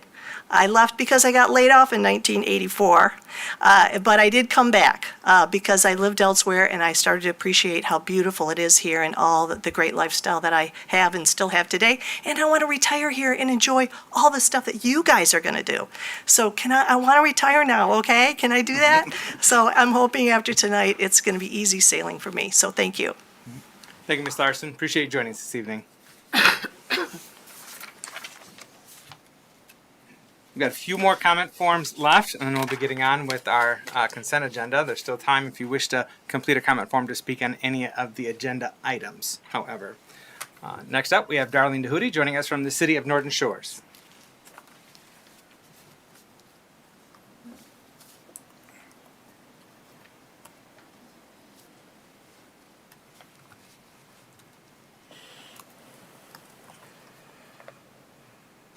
Good evening. Good evening. I'm here to support Fisherman's Landing and in turn the city of Muskegon. Whether you know it or not, and people need to do some research, we're in the 6th mass extinction and it is unstoppable. And it threatens our very existence, and long-term agreements are pretty unrealistic unless it's framed in the current global climate situation. It's apparent that the public is against the Mark Dock proposal. The first public comment was 182 for Fisherman's Landing and 22 for Mark Dock. The second FOIA request for all emails and letters to the city, 45 for Fisherman's Landing, 3 for Mark Dock. Third FOIA request for all emails to Commissioner Cochin, 76 for Fisherman's Landing, 7 for Mark Dock. We are now at a total of 1,908 people's comments saying vote no. In regard to the last comment, young people want campgrounds. They want things they can afford. That's what this is. This is a nationally recognized campground. And it's clear also that there's a conflict of interest with Commissioner Gorman and her husband. Her husband is the attorney, the assistant city attorney, and he is negotiating the agreement between the city and Mark Dock. The city pays him. Commissioner Gorman is director of Chamber of Commerce, and the Chamber is paying her to promote their agenda, which is 100% behind the Mark Dock plan. She and her husband should be recused from the vote in any discussion on this agreement. Fisherman's Landing is a public park, and that's a legal fact, and it should not be sold. Selling the campground at a appraisal for undeveloped land is totally unethical and undercuts its value immensely. That land is worth about $5 million and will increase in value, tripling and quadrupling. And revenue sharing, if that's still in the agreement, is coming out of grant funding only, no grants, no revenue sharing. Freighters' diesel emissions pollute. They are one of the worst polluters on the planet. Large port cities have higher cancer rate due to diesel fuel exhaust. The campers contribute $400,000 yearly to Muskegon government in their camping fees, making the park self-sustaining, which is why the city in 2009 contracted it out to a private entity. In 2025, 68 fishing tournaments with 1,050 boats contributed significantly to Muskegon's economy. A tournament director said that pre-fishing per day is $50,000 to $75,000 to the Muskegon economy. And a day on fishing tournament is $100,000 a day spent in Muskegon. They had 92 boats in the morning and 60 in the afternoon. Each boat has 2 anglers and a captain. That is 450 people visiting Muskegon and spending money on gas and food. I find the whole proposal so preposterous. It's absolutely amazing. Thank you, Mr. Hoodie. The city of Muskegon's going to lose a lot when they lose that campground. Appreciate you joining us this evening. Thank you and have a good holiday. Thank you, likewise. Next up, we have Ross Graveling. I believe I got that name right. If not, please correct me. Joining us from the city of Grand Rapids. Hi, my name is Ross Graveling. She was in part talking about me. I'm the director of an outdoor ministry called Sportspersons Ministries. One of the major things that we do is we run a high school and middle school bass tournament series in the spring. And the environment that you have here in Muskegon is very unique. To combine a city with a waterfront like Muskegon Lake is, there is not any other places like this around. Our tournament is very large. We have between 90 and 100 boats for high school in the morning and about 75 for middle school in the afternoon. And there's only 2 other places anywhere in West Michigan at all that we can do this besides here. And so if this is taken out, it takes not only out of us and what we're able to do, but I think it's just a real missed opportunity for people to experience a city with a place like Muskegon Lake where it's so closely tied together. And there's not, when the campground and the boat ramp there is gone, you're not going to have another place to be able to host things like this and give people. We have people that travel from the east side of the state that come for that weekend. She mentioned a little bit about pre-fishing. It's not just a one-day event. There's people that are pre-fishing all during that week. All of that money's coming into the city in and through different ways. And so I just think it's a very unique and a very cool opportunity that Muskegon has to be able to host that sort of stuff with all of the amenities of the city right on a waterfront like that. And so to be able to take that away, I think would be a tragedy in that way. Thank you. Appreciate you joining us this evening, Mr. Graveling. Next up, and this is the final public comment form I have for this evening on agenda items. Madam Clerk, you don't have anything else? No idea. Okay. All right. Last but certainly not least, we have Trevor Friedberg joining us from Northern Shores. Hey, good evening. Mayor Commissioners, thank you again for the opportunity to speak with you this evening. My name is Trevor Friedberg, CEO of Greater Muskegon Economic Development. I'm here to reaffirm our support of the Fisherman Landing Mart Dock land swap concept, which represents one of the most significant opportunities for economic and community advancement Muskegon has seen in decades.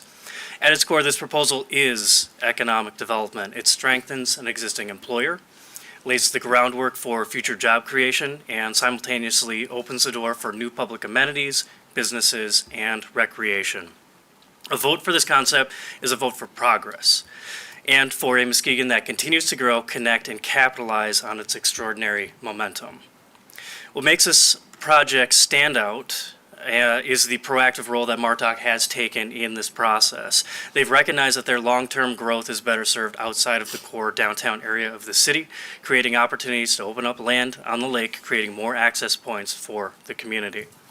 This project preserves a legacy employer, creating conditions for them to modernize, expand operations, and remain a major contributor to our local economy for years to come. Simultaneously, this project has the potential for enormous community benefit. Reimagining this stretch of shoreline allows Muskegon to finally reconnect its residents with the lake in a meaningful way. More access to the water means more activity, more people choosing to live here, more families visiting, more opportunities for recreation and public gatherings. This is how communities grow, by opening new space, inviting people in, and building around the national assets that make Muskegon so unique. Going off script, the last community I lived in, we would have killed for even a fraction of the waterfront access, truly. I was in East Central Indiana. I loved my time there. I loved my friends there. No water for miles.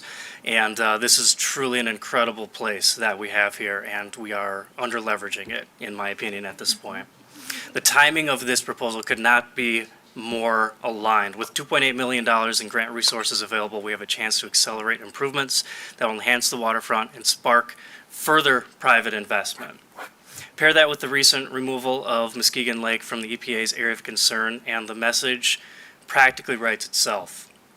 Muskegon is on the rise, and we are ready to move forward. There's too much momentum in the community to slow down or step back.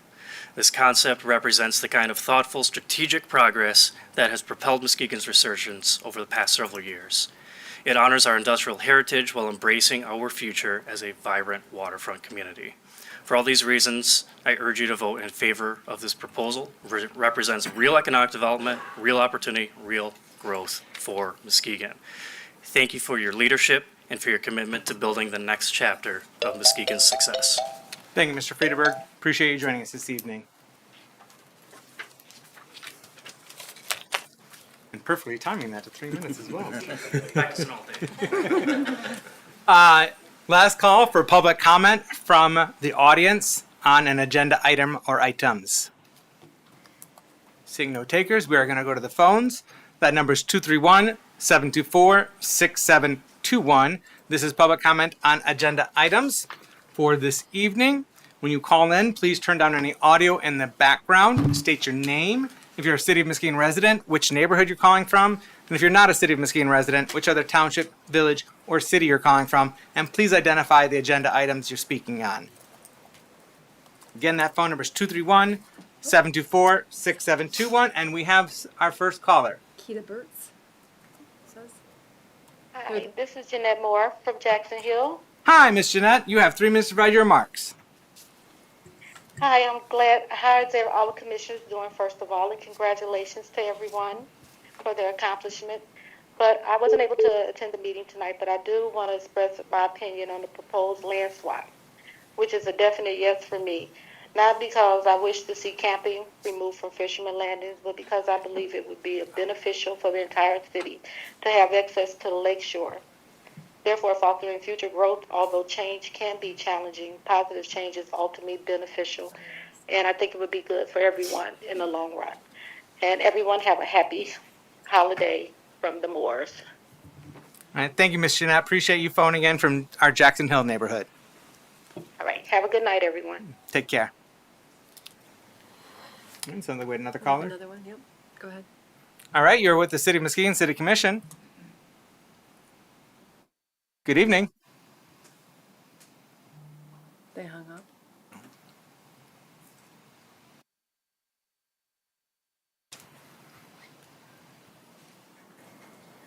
Oh, they're back. Good evening. You're with the City of Muskegon City Commission. Hi, my name is Ronald Henry. I'm with Muskegon Township residents. I've used the Fisherman's Landing with my family for years and years and I think it's a disgrace that you're going to move the Mark dock and that deal. I believe that city could use better their money and resources and promoting better amenities for the city, police, fire, DPW. I was down at Muskegon Saturday. I was very disgusted at how the sidewalks and parking was. I love the heartbeat of Muskegon downtown, but there's a lot of failures going on, and traveling at warp speed on your development, I believe, needs to slow down. And I think you need to take a look at what makes the heartbeat of that downtown. Thank you. Thank you, sir. Appreciate you phoning in from Muskegon Township.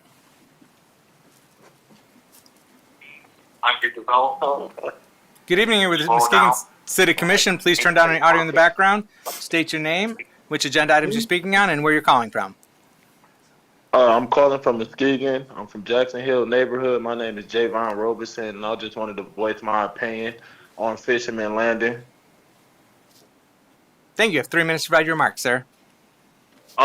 With my opinion, I feel like it's a yes to keep it because in a time of need and a time of tragedy that I was in, I was actually homeless with my family due to a lead poison issue in the home that I own, and I had no help. I couldn't get any help, and I actually purchased a camper. And Fisherman Landing was the place that I had to lay my head every night. I had a place that I can build memories with my family. I had a place that I can shower, bath peacefully. I had a place where a beautiful front, the lakefront, and I feel that it was a lot of people there that I was able to commute with, and that was very important to me and my family at that time of need. And Fisherman Landing was the place for me and my family when we had nowhere to lay our head, no hotels to afford, no places that would help, you know. And Fisherman Landing was that place that we had for our safe haven. And I vote yes who keeps Fisherman Landing and no for a dock that's not going to be beneficial in no type of way, shape, or form.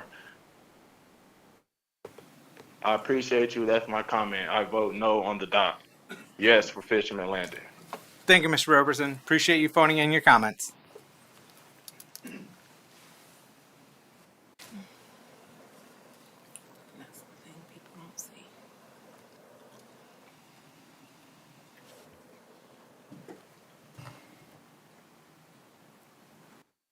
I'll give it just a couple more moments in case anyone else wants to phone in.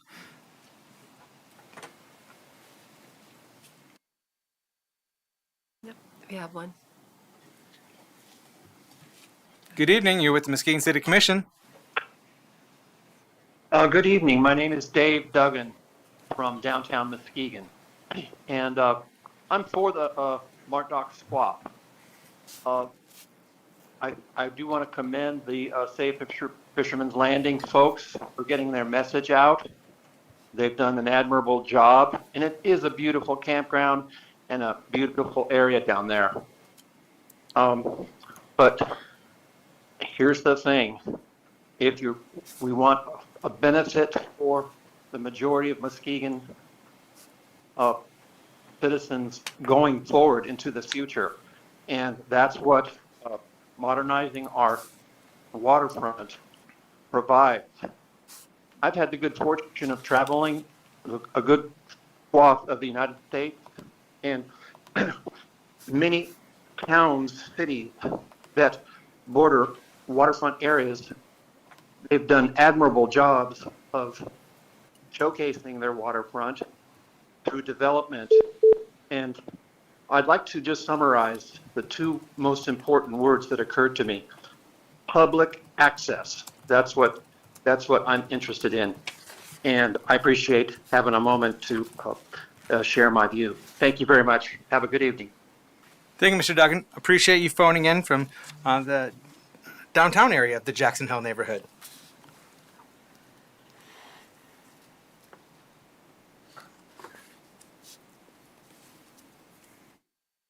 Heard someone else trying to call in. They did, but they hung up immediately. Oh, no, we have another one here. Good evening. You're with the Muskegon City Commission. Hello? Hello? Hi, could you please state your name? Hello? Hello, can you hear me? Yes, I can hear you. You have up to 3 minutes to provide your remarks. Is Please. this the line that we call regarding the Fisherman Landing? This is public comment, yes. Hello? If you could please state your name they're going and in and out. where you're calling from. I'm Connie Bowden from Muskegon, Michigan. You have up to 3 minutes to provide your remarks, ma'am. I'm sorry, You may provide your remarks. I can't hear you. Please turn down any audio in the background and you may provide your remarks. I'm gonna have to call the number back, but I'm definitely calling to vote no on this move to do away with the Fisherman's Landing.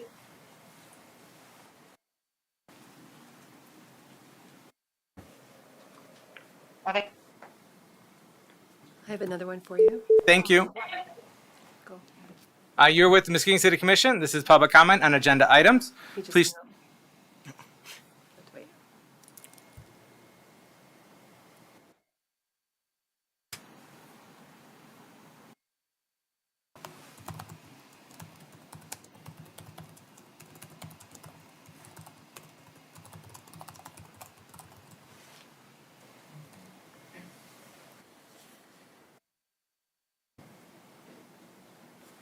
right, one last call for public comments by phone. That number is 231-724-6721. This is public comment on agenda items.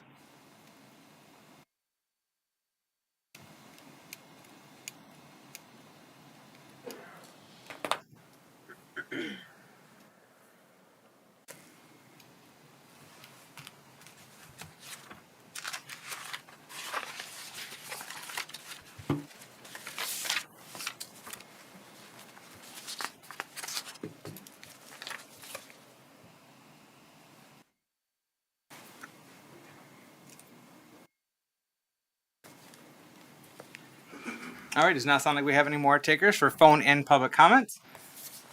We're going to move on. Did you want Tim to give a public safety update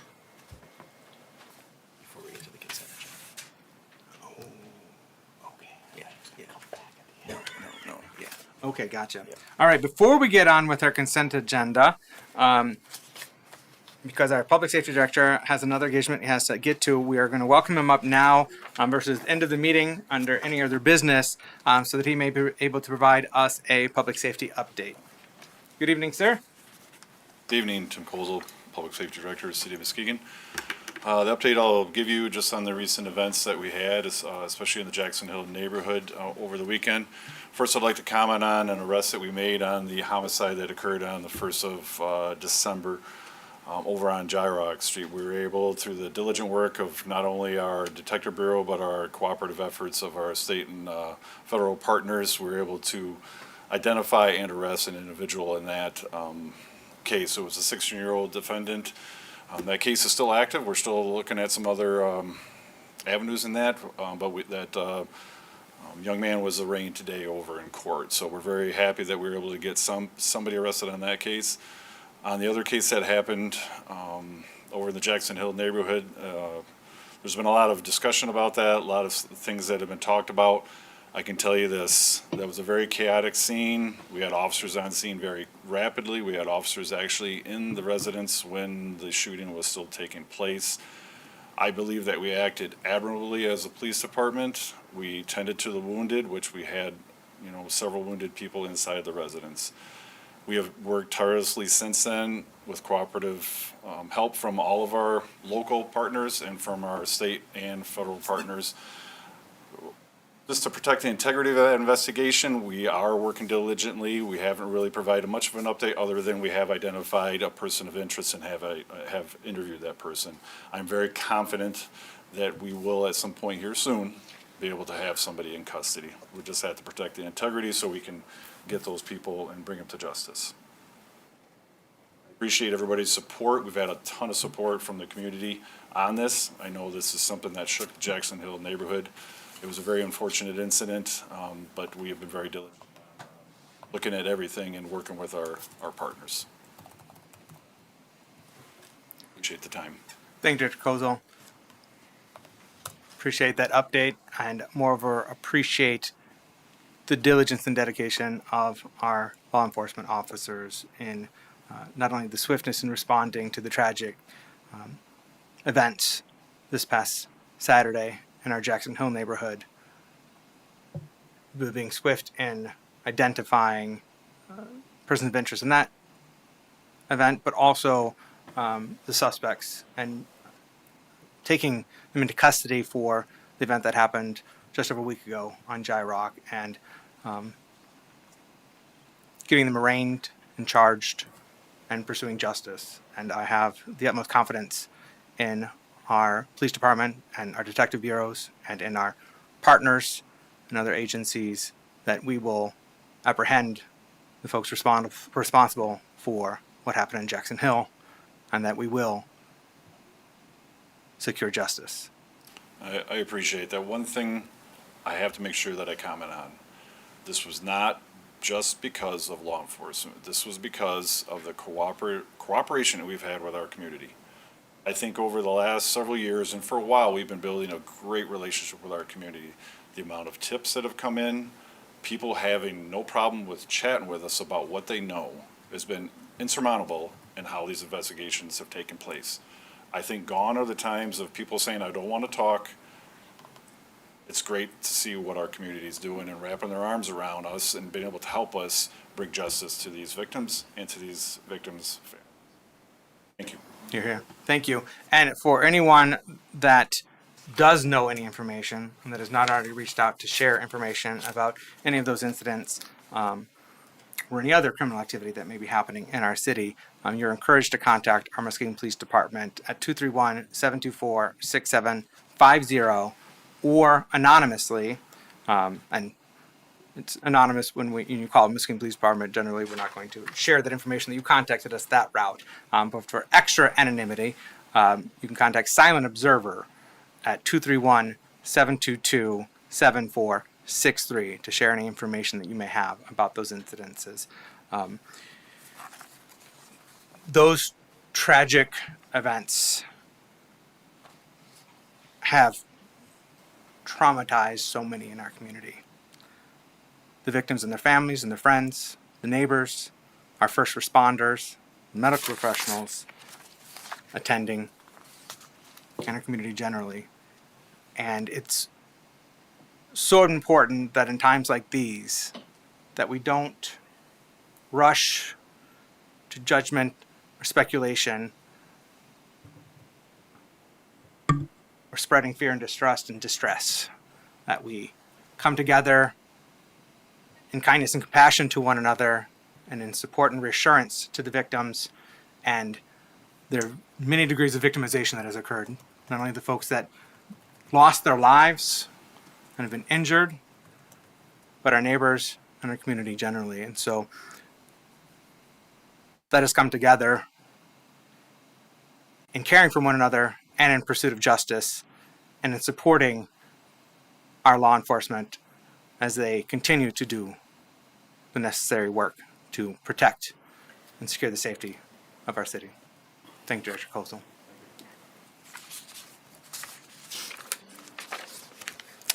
One question, Commissioner Cochin? I do. Could we have a moment of silence for the families? Certainly. We are going to have a moment of silence for the victims of these tragedies.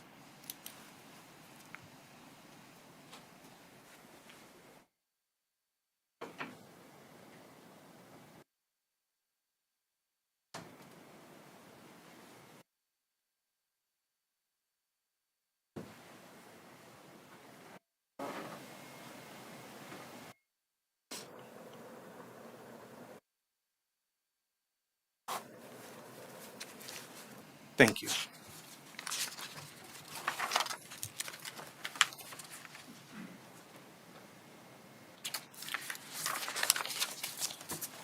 We're going to go on to our consent agenda.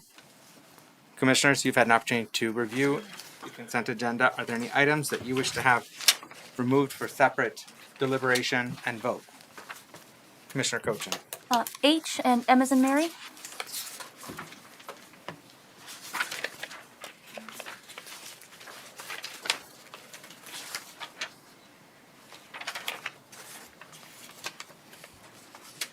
There are no others. Commissioner Kilgo. Yes. Item D is in dog.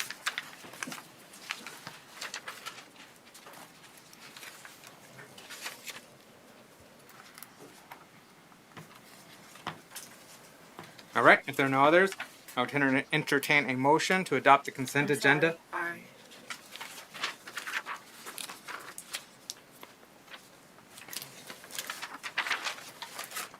All right. Now, if there are no others, I would entertain a motion to adopt the consent agenda as presented, minus items D, H, I, and M. Support. We have a motion by Commissioner Keener, supported by Commissioner Kilgo. There's no discussion. Roll call, please. Mayor Johnson, Yes. Commissioner Kilgo, Yes. Commissioner Keener, Yes. Commissioner Gorman, Yes. Commissioner Cochin, Yes. Vice Mayor St. Clair. Yes. Motion passes. Thank you. Item D, amendment to purchase and development agreement for 450 and 454 Orchard. Commissioner Kilgo. I move to authorize the code coordinator to amend the purchase and development agreement with RSW Holdings LLC and Barristone Capital LLC approved on June 10th, 2025 as described, and to have the mayor and clerk sign the purchase agreement addendum. We have a motion by Commissioner Kilgo, supported by Commissioner Cochin. Good evening. Kindly introduce yourself and please report out on this item. Hi, I'm Sam Poulos. I am the code coordinator for the city of Muskegon. And this item is a proposed amendment to a purchase and development agreement that was approved in June. So we had a parent parcel here, 450 Orchard, 66 feet wide by 132 feet deep. And on paper, it looked like there could be two houses, that this lot could be split and two houses could be built here. And when the developer broke ground there, the real life situation was a very tight situation to the east. There is another address, 460 Orchard, and then another address, 821 Williams, that are adjacent properties, and they are encroaching on that east boundary. It's our opinion that to maximize density here, to prioritize doing so, would cause an unnecessary undue hardship on those neighbors to the east. And we would ask that, to allow the developer to build one house here and to have me recombine that lot back into its original form, its original parent parcel form. Thank you, Ms. Poulos. Commissioner Kilgo. Yes. Before we bring these sales in front of the commission, does your department always have a survey or get a survey on the parcels? No, that's not our policy, but what we do is I vet them the best that I can with the tools that I have at my disposal. We do occasionally order surveys. They are very expensive. They take a very long time, and they're quite honestly not always necessary. Every developer that I've worked with over the course of the last year, I don't have one that I could recall that didn't get a survey or a stake off of, a boundary stake and then a house placement stake after purchase. That always happens. There's just been a few one-off issues of encroachment that we've had to deal with. To my knowledge, we don't have a budget for surveys. Right now, I believe they cost between $1,200 and $1,500 a piece. Yeah, and they would also go against helping us with affordable part of the housing, because part of the thing that the developers do are buy our lots because they can kind of save some money there and pass those savings off to the end buyer, which is what we want. But I guess what I'm thinking of is, so we saw 66 feet and our minimum now is 33 feet, correct? 30 feet. 30 feet. Yes. So we were like, okay, with 30 feet minimums, we can get two houses in there Correct. with 66 feet. Is that neighbor to the west's fence encroaching on the? I believe there is a fence there. The real encroachment issue was to the east. To the other house, okay. And so because of the setbacks that we have to observe on either side and the width of the proposed houses, there wasn't an option to shift to the west without having a zero lot line issue come up, or it may, if the houses are closer together, that increase costs because we have to up the fire protection, do dens glass and things like that, very expensive to do. And that kind of defeats the purpose of thinking about affordable and attainable housing. If those numbers go up, those numbers are passed to the buyer, so.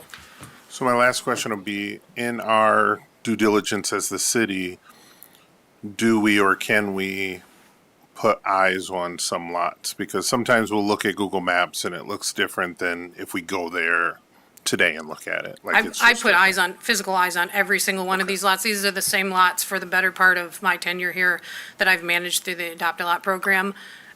The difference is looking at a lot with, GIS and the different plat maps that I have, and even in person, without a hole dug, sometimes it's hard to visualize because you don't, and without the property staked off. I mean, there's some telltale things as far as boundaries, but it's just really hard to tell sometimes without the hole dug. For sure. Thank you very much. You're welcome. Thank you, Commissioner Kogo. Commissioners, anything else to ask or add? This item? Oh, I do have one. Commissioner Cochin. Yes, I just wanted to thank you very much for taking the time to bring this back to us and get this corrected, because I think that that's transparency and that's something that we want to see more of from the city. So thank you very much for doing that. You're welcome. Thank you, Commissioner Cochin. Thank you, Ms. Poulos. Roll call, please. Commissioner Kilgo, Yes. Commissioner Keener, Yes.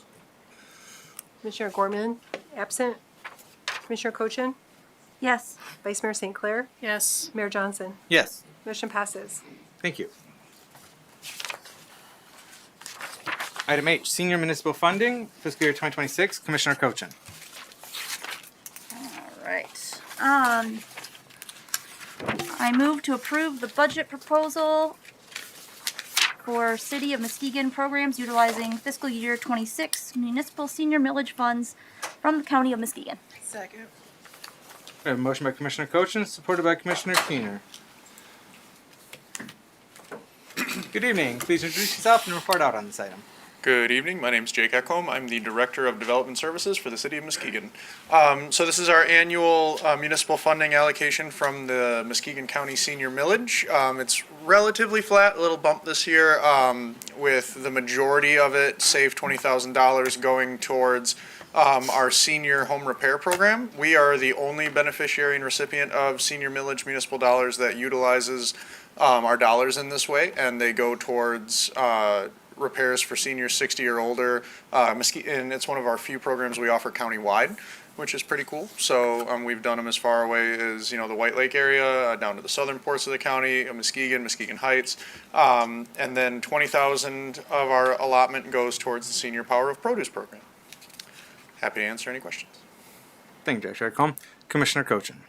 I do not have any questions at this time, but I did want to bring this up to thank you for your work, Director Carson's work on this, but you're, her project manager, so that you too, because I think that taking care of our seniors is incredibly important, and the home repair program is vital, as well as the Senior Power of Produce. And I would love to see more going to those also. So if the county folks are listening too, we would like to see some more too. Thank you. And I should mention as well that we often utilize this funding to help supplement our HUD funding. So our CDBG and home dollars that we utilize for priority repair, siding, things of that nature. Sometimes we can't cover the entire bill or the entire scope of repairs needed at a house, and so these funds have a little bit more latitude, and so oftentimes they are doubled up with another program, whether it's Healthy Homes or Priority Repair, so they are very important to us. But yeah, I absolutely would concur that Director Carson and her staff do a phenomenal job getting these funds into the community every year. Thank you, Commissioner Cochin. Commissioner Keener? If you could just briefly explain for those who don't know how to access those funds, just briefly overall. Oh, thank you. That's a good question. So we have streamlined, and again, credit to Director Carson. Her and her team have streamlined all of our programming into a universal intake application, and so it's fairly straightforward. You need proof of residency, proof of income, things of that nature that you would with any sort of grant program. And then the staff kind of put their heads together and determine what programs we offer that work best. And so in some cases it would be senior millage. In other cases it may be a different program that we offer through CNS. So the intake forms are obviously at our offices here in City Hall in Suite 201, but they can also be accessed online at shorelincity.com. Thank you. Thank you, Commissioner Keener.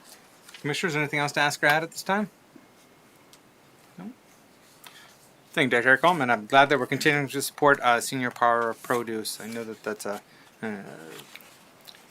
important service that we provide, and been going on for several years, and I'm appreciative of the Fruitport Shoreline Lions for being fiduciary of that, and Morning Bear in our downtown neighborhood, helping to lead that and ensuring that continues at the farmers market every single year. It's one of my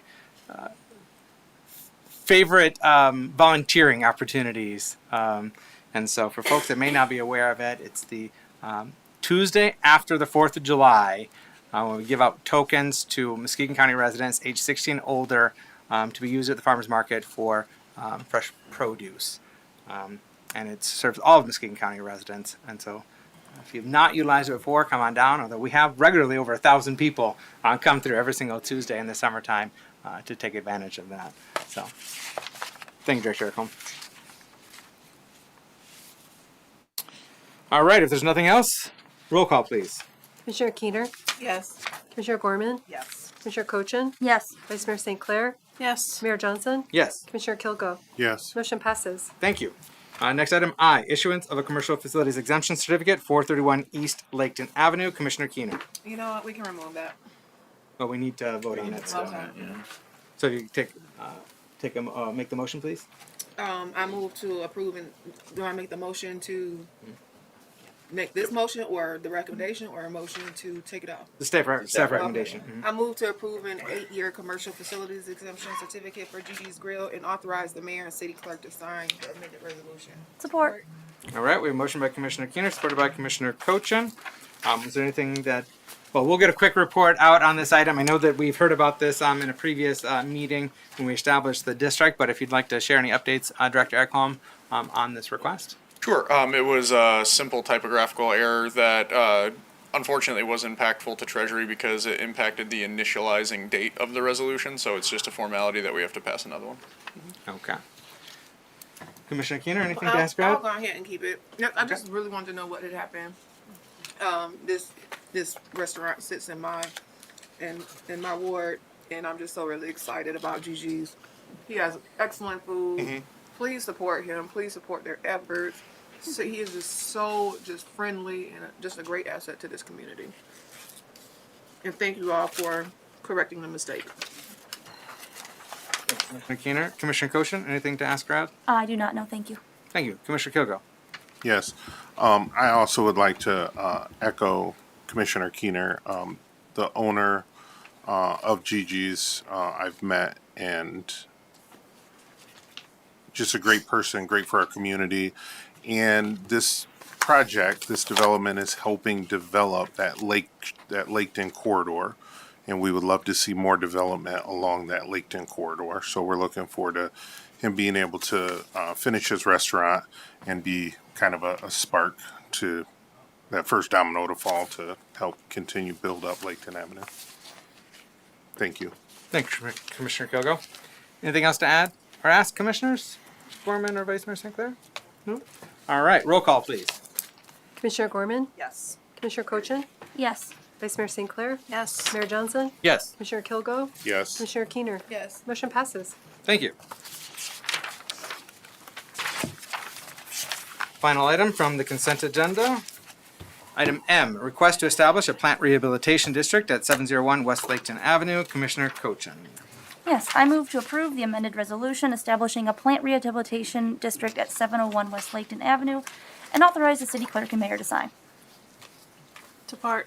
We have a motion by Commissioner Cochin, supported by Vice Mayor St. Clair. Good evening and welcome back, sir. Would you like to report out on this item, Director Ekholm? Sure. Yep. So, in short, you may recall that in a previous meeting you approved an industrial development district here and then a industrial facilities tax abatement certificate. The certificate is still under review at Treasury, but Treasury determined that the more appropriate district under the statute would be the plant redevelopment district. It's really their purview, and there's some fine lines in there as to what they prefer. This one, because it sat vacant and was previously industrially used, they prefer the PRD.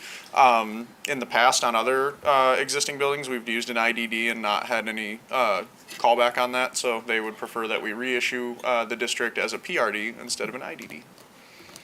Thank you, Director Ekholm. Commissioner Cochin? Yes, thank you, Director Ekholm. My main question is, what would be the biggest difference between the plant rehabilitation district and the IDD?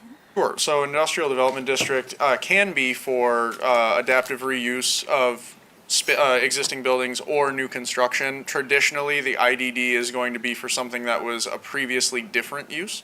The plant rehabilitation district is specifically for vacant former industrial buildings, and so it's that kind of fine line where, yes, this is an existing building, but the most recent previous use was industrial, so they'd prefer the PRD. I understand. Is there any financial implications there?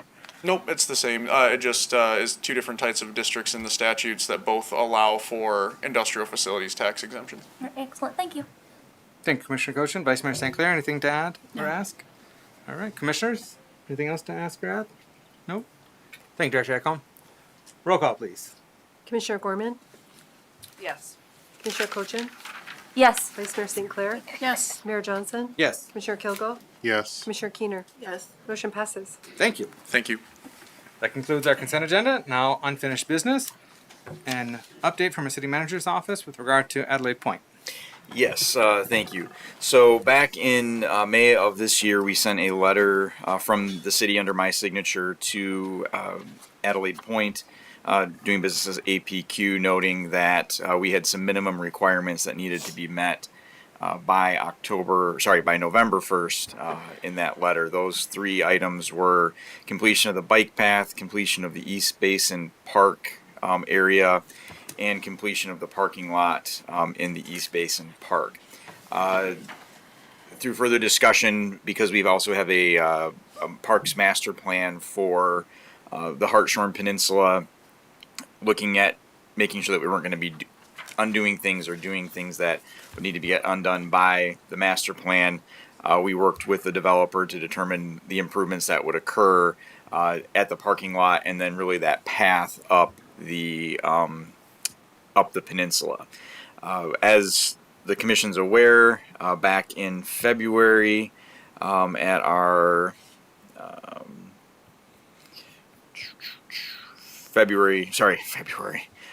at our October 14th meeting, I was thinking Valentine's Day, October 14th meeting, we gave an extension to the developer to have until May to make those improvements, but we gave a December 1st deadline that there needed to be several steps taken to ensure that they were moving in that direction. And that was completion of the bike trail. That has been done.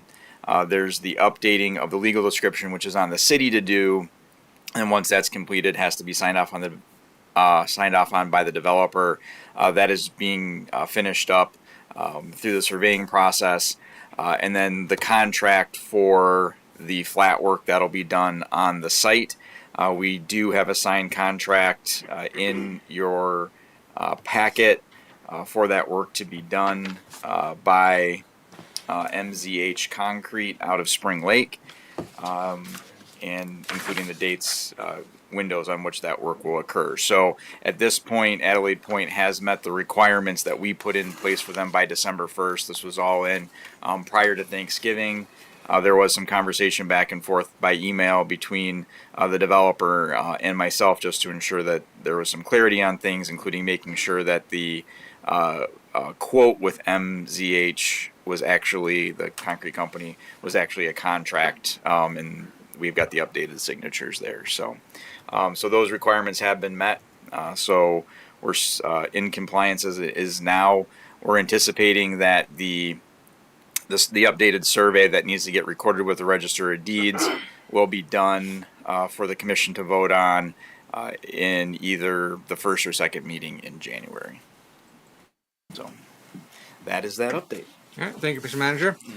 Any questions for Mr. Manager on that update? Commissioner Kilgo. Yes. Can you repeat again, what is the first and second meeting of January? First or second meeting of January is when basically the updated legal description would come back to you guys for approval. We're working with the surveyor on that. Parmenter is working on the legal for that update. Perfect, thank you. And then my next question is, do they have a new deadline date then, once all that? May. May. Yeah. It's still May. Yeah. Okay. Yep. Thank you. Thank you, Commissioner Kilgo. Anything else to ask or add, commissioners? Nope. All right. That concludes unfinished business. Now we're going to move on to new business. First up, we have rezoning of 501 East Western Avenue from open space recreation to waterfront industrial PUD. This is a second reading. So we may proceed. Commissioners, may I have a motion? A motion. Sorry. Didn't have it with the. I move that the request to rezone a portion of the property at 501 East Western Avenue from open space recreation to waterfront industrial PUD be approved. Support. We have a motion by Commissioner Keener, supported by Commissioner Kilgo. Good evening. Kindly introduce yourself and please report out on this item. Good evening, Mike Franzek, the Planning Director. We talked about this a few meetings ago. This is a request to rezone the property at Fisherman's Landing from open space recreation to waterfront industrial PUD. If the rezoning is successful, the owner of the property would be able to apply for a plan unit development for any of the uses listed in the WI PUD district. Also, this is just a portion of the property. If we could pull up the map, we can see which portion of the property would be rezoned and which portion would remain. I think it's a little farther down.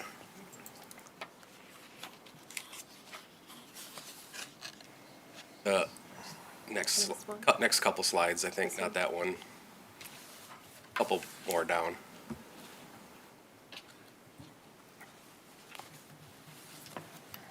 Area to be rezoned. So it would include the campground and 1.5 bays of parking. Thank you, Director Franzik. Commissioner Keener, do you have anything to ask on this or share? No. All right. Just wanted to have it reset. Commissioner Kilgo, anything to ask or add? Yeah, I guess I want to just ask you, Mr. Mayor, how you'd like to approach this. All three of the next items go together for it. So I do have some questions and some comments. Should I just start with them now on this first item? If it's pertaining to the development agreement, hold that to item 3. If it's specific to the rezoning of Fisherman's Landing, this portion of Fisherman's Landing, then we can address that now. But anything relating to the development agreement or the exhibits attached to the development agreement, refer to item C under new business. They're all for item C then. Okay. Do we have any questions or comments specific with regard to the rezoning of this portion of 501 East Western Avenue? Seeing none, roll call, please. Vice Mayor St. Clair. Yes. Mayor Johnson. Yes. Commissioner Kilgo. Yes. Commissioner Keener. Yes. Commissioner Gorman. Yes. Commissioner Cochin. No. Motion passes. Thank you. Item B, rezoning of 560 March Street from Waterfront Marine to Waterfront Industrial PUD. This is a second reading. So we may proceed. May I have a motion? I move that the request to rezone a portion of the property at 560 March Street from Waterfront Marine to Waterfront Industrial PUD be approved. Support. All right, we have a motion by Commissioner Kilgo, supported by Commissioner Cochin. If you'd kindly report out on this item as well. This is a second reading. Sure. If we could also pull up the area to be rezoned on this one as well, we can show that this is just a portion of the property requested to be rezoned from Waterfront Marine to Waterfront Industrial PUD, which again will allow the applicant, property owner, to apply for a PUD using any of the permitted uses allowed in that district in the zoning ordinance. Thank you, Mr. Franzik. Commissioner Kilgo, anything to ask or add on this? No, sir. Commissioner Cochin, anything to ask or add? No. Thank you. All right. So, as you may recall, when this had come to the Planning Commission, I had abstained for lack of information, waiting for the development agreement to be brought forward. And it was when it was brought to us for the first reading, I'd also had abstained at that time. We do have the development agreement now. I've reviewed the development agreement and all of its exhibits and have had conversations with the property owner as to why they wish to have this rezoned at this time and how that ties into directly with regard to the development agreement and what the vision is for the prospect of relocating Mart Dock's port and shipping operations to the east end of Muskegon Lake at the Fisherman's Landing campground site and their plank property, and how it is an integral piece of that. It's not just a fallback option. If that doesn't move forward, they're going to fall back to being able to stay where they're at and upgrade and expand their operations there. But this is tied directly into the vision and the effort to relocate the operations. By virtue of being able to accommodate that growth in some of those future businesses and activities at the current site to better set them up for relocating and expanding at the new site. Given that information, I do support this rezoning. So if there's nothing else, roll call, please. Mayor Johnson. Yes. Commissioner Kilgo. Yes. Commissioner Keener. Yes. Commissioner Gorman. Yes. Commissioner Cochin. Yes. Vice Mayor St. Clair. Yes. Motion passes. All right. Final item on our agenda is Fisherman's Landing, 3rd Street Wharf Lakefront Development. I am going to call for a brief intermission for a bio break. before we get into this item. And so let's reconvene at 7:50, so at least 6 minutes. So pretty brief. Yes, sir.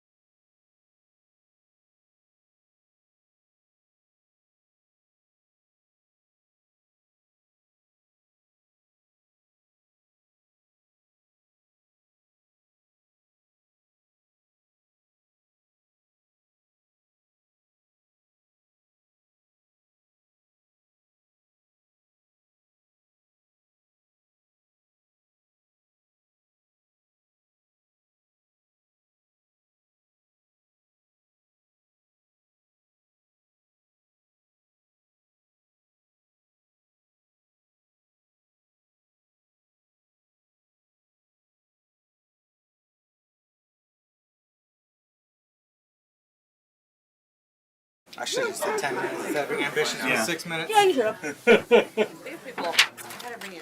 Where is the attorney? Family don't like giving Christmas cards around. No, we're so excited about. Oh. Good evening, good folks.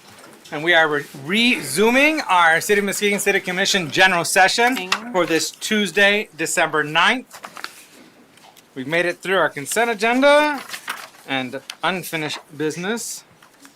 Now we're on to our new business. And we've made it through the 2 second readings of rezoning properties.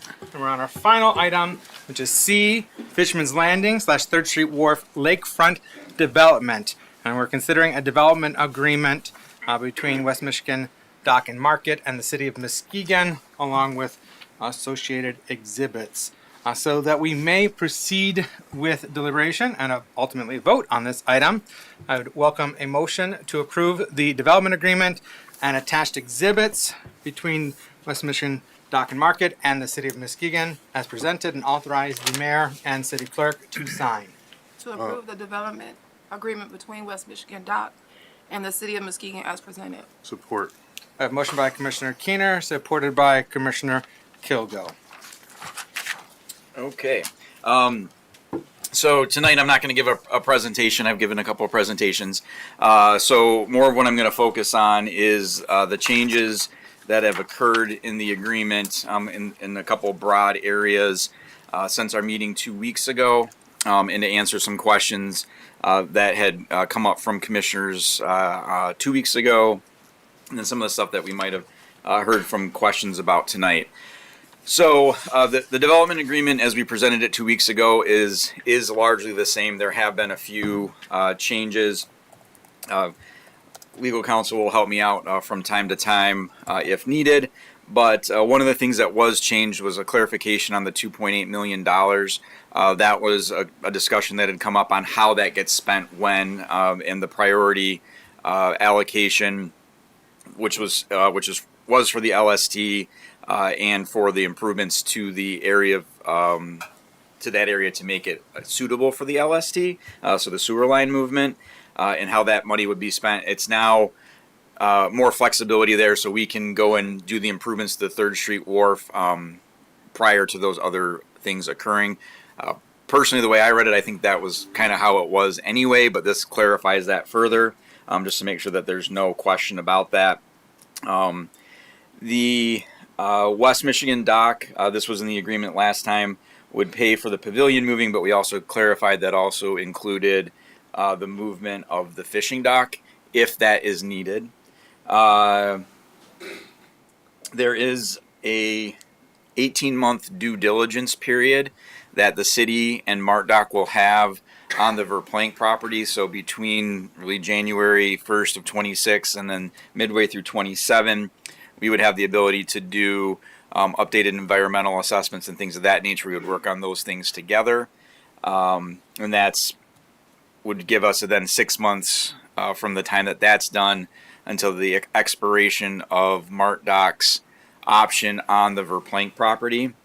Also on the option with the Verplank property, I do want to note that West Michigan Dock is the one that has the option on that property, and within that option there is some assignability, and Verplank feels comfortable with how that is with their agreement with MartDock.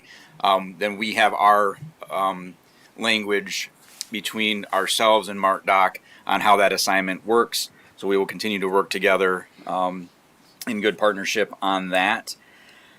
The revenue sharing group is set up, including the makeup of the board and how that is attached to grant funding. There was a public comment tonight that revenue sharing is tied to the amount of money that comes in through grant funding. That is correct. And it's a fraction of a percent based on each $1 million that are brought in. There had been some questions about what we can and can't do at 3rd Street and concerns about environmental conditions there.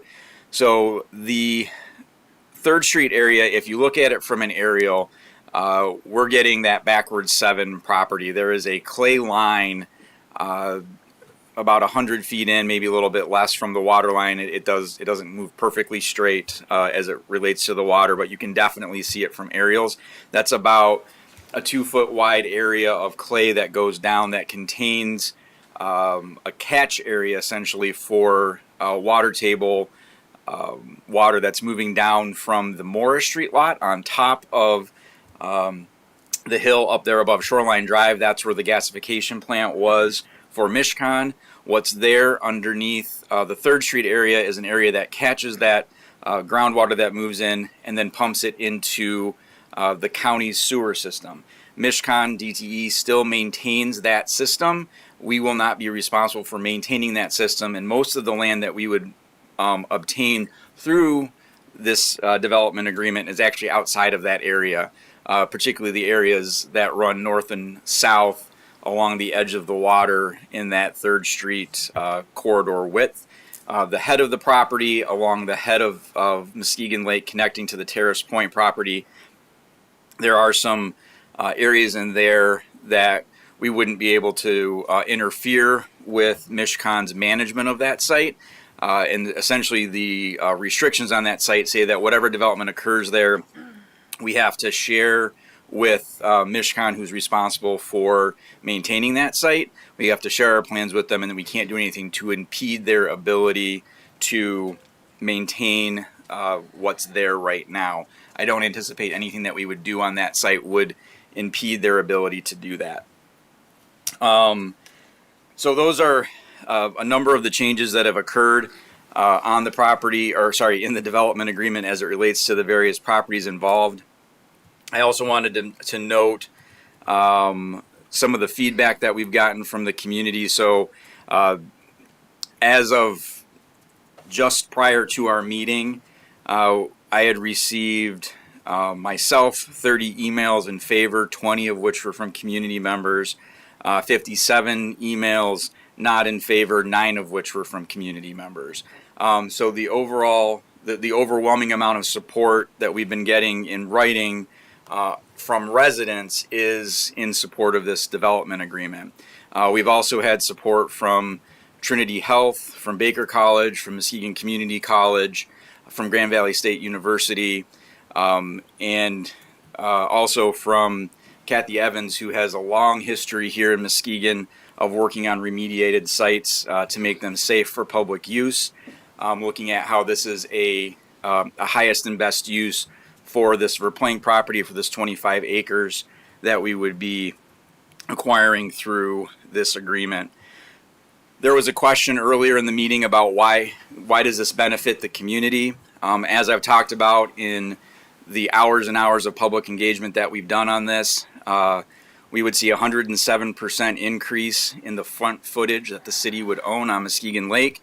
Currently, that's 2,390 feet. It would be almost 5,000 feet, 4,933 feet. It would be a 63% increase in acreage from 22 to 36 acres.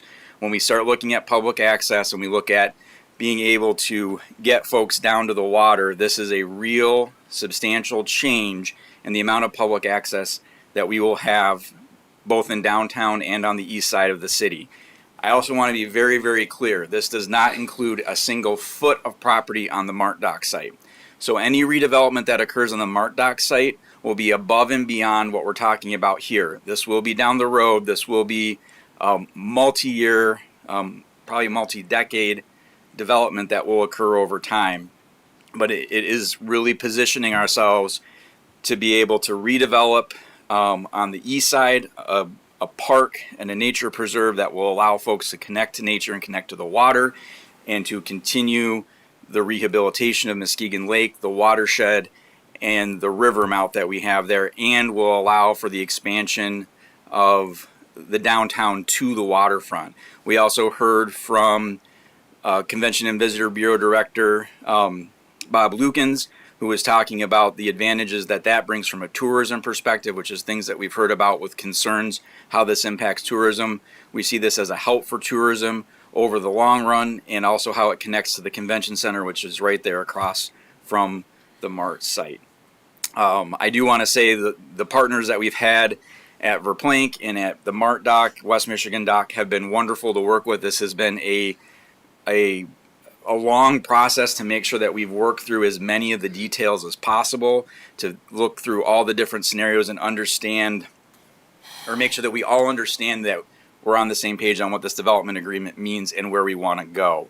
I wouldn't be working this hard if I didn't think that this was what was in the best interest of the community in the long run. This is a tough vote. I get that. There's a lot of feelings that are associated with this. There is a lot of value in the campground that is there. I know that people who use that campground have a lot of passion for it, and we respect that, and the current management has done a really good job of making improvements there. But when we look at what is going to make a long-term impact in the community for generations to come, this development agreement sets us on that course. Thank you, Mr. Manager. You're welcome. Appreciate that updates and for the great amount of work that you've put into this initiative.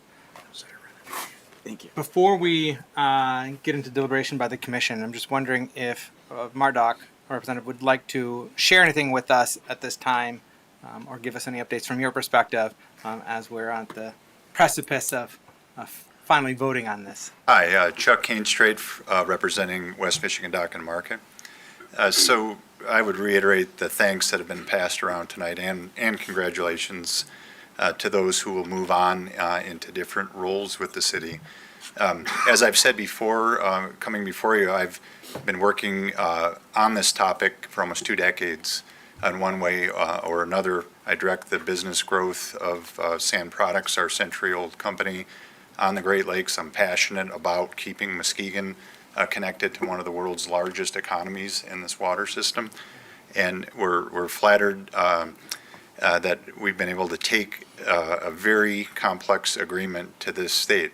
I'd also like to dispel, if I could, any notion that any member that we've engaged in these negotiations was anything but firm, including you, Mr. City Manager, and would agree that we pushed ourselves here because of the vision and the idea that by letting go a little bit, we might see this flourish in the next decade or so.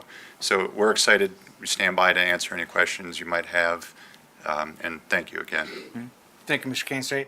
I appreciate you joining us this here and your diligence in working with the city on successive teams on getting us here. This has been a very long time coming. There's been many iterations of this over the decades. I recall a couple years prior to my being elected in 2013 and joining the City Commission in 2014 that there was a idea put forth about relocating the campground to what is now going to be developed as the Docks property over in the Bluffton neighborhood. And that was not well received by the community at that time about relocating the campground there to unlock new opportunities at the existing campground to relocate Mardoc. And fast forward to 2018, it was revisited with the city, and I was on the commission at that time and supported a letter of intent and authorizing our staff to and encouraging, supporting our staff to engage with Mardoc on the prospect of this, at that time, land swap. And that's where this whole land swap terminology came from and phrasing came from. It's not exactly a land swap today. There's moving parts and different pieces, but that's where the land swap originally came from, was that effort. So previous commission, previous mayor, previous manager, and there were efforts to get it done then. What really excited me at that time, and I've been a steadfast supporter of, is that overarching concept of being able to relocate Mardoc's operations and unlock new development opportunities in the heart of our downtown on Muskegon Lake. And that's the opportunity we have here. Now, in those previous attempts, there were shortfalls for whatever reason. It didn't come to fruition, but we've continued through differing iterations of teams and elected officials and city officials. Although I think your team has continuity on the Mardoc side, have revisited this, and it has continued to evolve for the better. I had brought this to a legislative policy, the precursor of this to a legislative policy committee meeting of the commission last year, just to have a conversation about the future of Muskegon Lake and whether or not we as a commission thought it was important to have a working port. And what does that look like? And do we want to ensure that we continue to have a working port in our city? And that was important to me to first understand that premise, because when we have a strong and stable working port that helps support a broadly diversified economy here, which is a resilient economy, and it's important that we have that.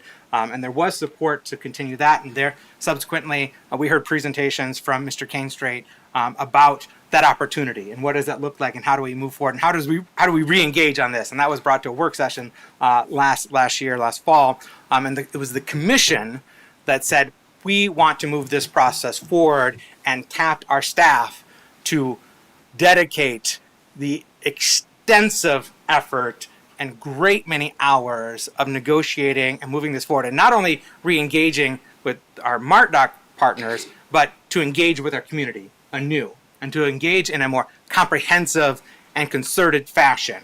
And that is what our city manager has done very well and admirably so in terms of the numerous large-scale public engagements, as well as the many smaller-scale neighborhood engagements, and have devoted, I'm sure, hundreds of hours by our city manager and our legal team. And if you go back, the past decades, thousands of hours across all of the different officials working on this. And so we are, at the culmination of all those efforts. And while I've been a steadfast supporter of the overarching concepts, I've always said the details matter. And when that version was brought to us in September, I had some reservations about it and said, there's some things that I think should be added, or the things that I'd like to see, improved, and shared my, suggestions and preferences and shared concerns. And it continued to evolve. And when we received the version last month, I was like, that's great work. It's getting there. Still had a few different questions or concerns, as well as did some of my fellow commissioners on that. And we've seen it evolve further. And not only the questions and concerns that we've heard from the commission, but from our community. And that's really was born out of the great work of our city manager and our community engagement team under the leadership of Deborah Santiago Sweet, so that we can not only inform our community, but solicit feedback from our community about what all this entails and what concerns they have, what ideas they have, so that can be incorporated into the final agreements. And it's lengthy. If you look at our packet, it's an extensive agreement with numerous exhibits at length. So many thanks to everyone involved with that process. I just came back from Detroit area this past Friday. I had the opportunity to host a U.S. Water Leader Summit with the Great Lakes St. Lawrence Cities Initiative. That was done in partnership with Mayor Bonta of Portage, Indiana, as well as Mayor Cunningham of Waukegan, Illinois. And one of the topics of that summit and one of the sessions was on economic transformation, maritime commerce, ports, and the future of the Great Lakes St. Lawrence regional economy. And that was a session that I had moderated, and we heard from Emily Finnell, who is the head of Michigan's Office of the Great Lakes within the Michigan Department of Environmental, Great Lakes, and Energy. And we also heard from port operators, people involved with port and shipping operations in Indiana, as well as Ohio.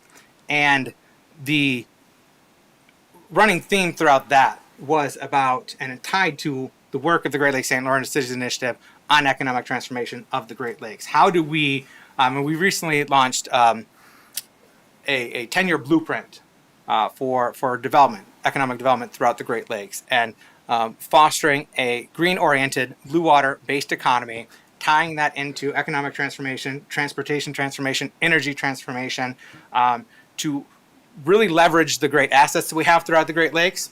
And what we're doing here is tied directly into that work that the Great Lakes St. Lawrence Cities Initiative is doing, and tied into the work that municipalities around the Great Lakes are doing. What we're contemplating here is not just about Muskegon. While it is certainly going to support our Muskegon economy, but the West Michigan economy, because we're talking about the opportunity to export and transport more goods, whether they're manufactured goods or agricultural products, from West Michigan through the port of Muskegon onto the port of Milwaukee. But it also ties into the economic transformation and transportation transformation that we're trying to realize throughout the Great Lakes system. It is standalone, the Great Lakes system in Canada, the United States, the third largest economy in the world. How can we leverage that, sustain that, and grow that, and do so to support our communities? And central to the work of the Great Lakes St. Lawrence Cities Initiative is to advance policy that is it's going to support economic, environmental, and social sustainability. And that's what I see with what we're trying to accomplish here. And so, long story short, not so short, but to wrap it up, what we're doing here and what we're contemplating here is very significant, not just for our community, but for this state and throughout the Great Lakes system. It is part of a broader effort that I'm excited that we're able to participate in. And I'm happy to see how these agreements have evolved and that I can firmly support and champion, and it will yield a new era for Muskegon in terms of expanded recreational and public access throughout Muskegon Lake, but new economic opportunities, not only in shipping, but in the redevelopment of Mart Dock.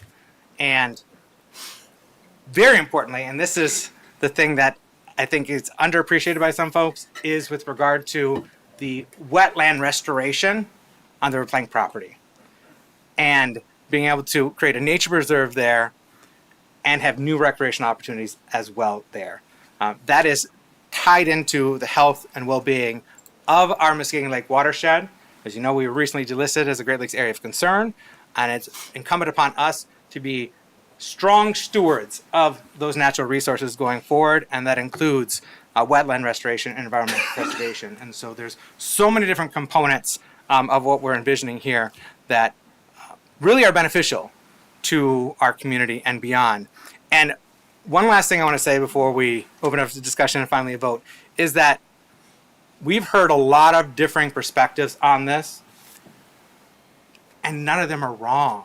I mean, yes, there's some wrong information out there, but in terms of people's positions, whether they're for this or against this, they want to save the campground or they'd like to redevelop it, or they want to, everyone comes at it with their own values, their own experiences, their own perspectives, and sometimes we have an inclination to say, well, if you don't agree with me or you disagree on this, that you are less than, or you're wrong, or you don't care about the residents, or you don't care about the community the same way I do.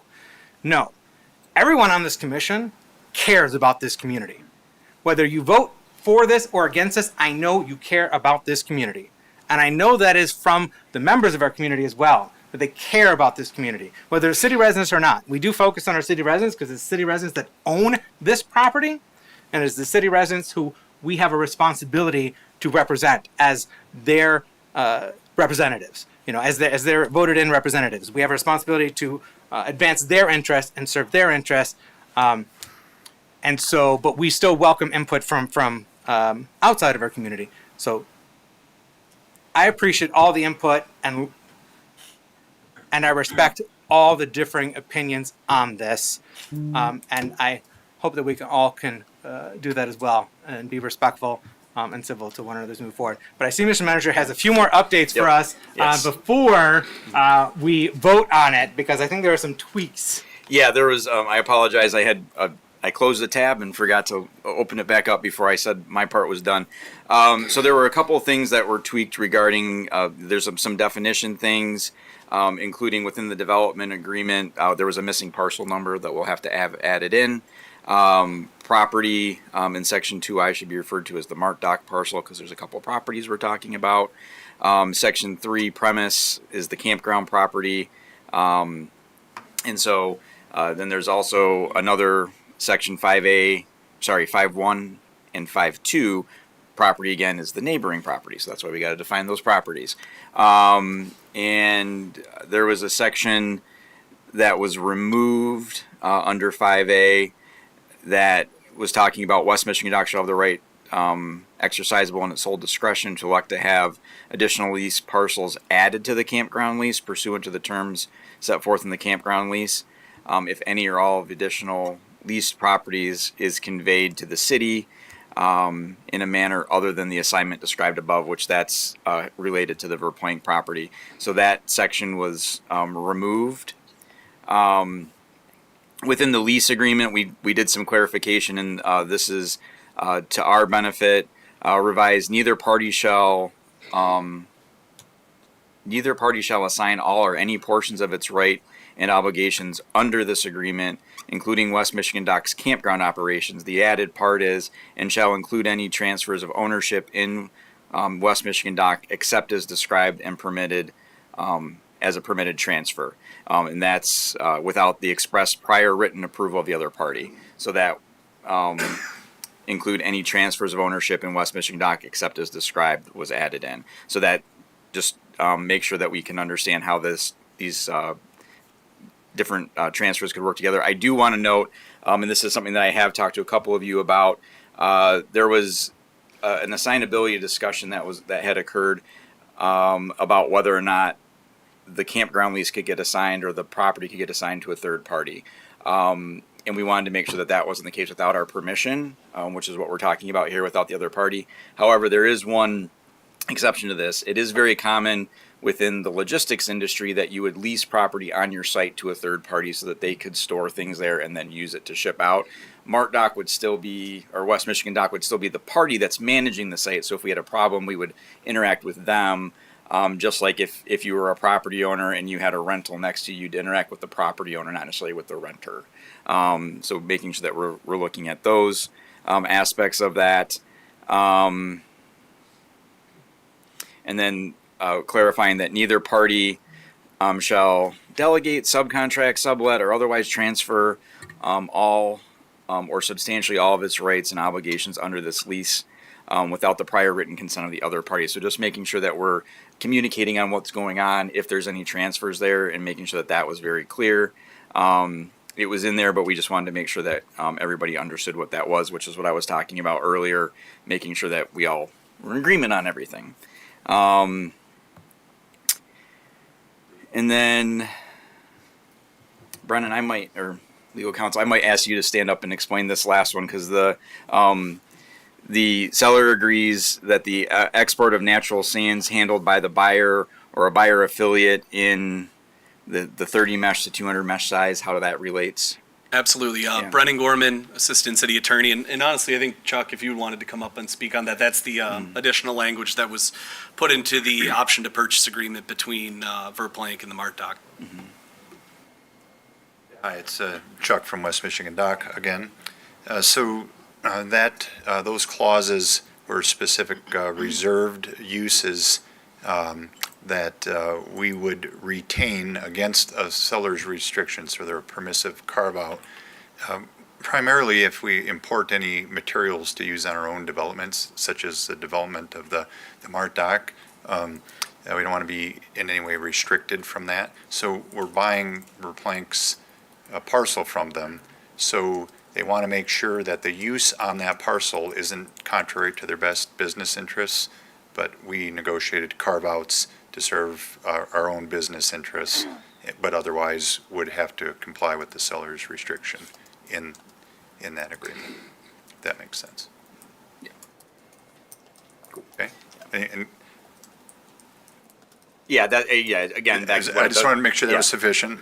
Back to the point I was making about making sure we all understood what everything meant, because as we got questions and looked at things like, what does this actually mean, we were defining those things out. So. And that would be on the 32 acre portion. On the Verplank property. Yeah. So.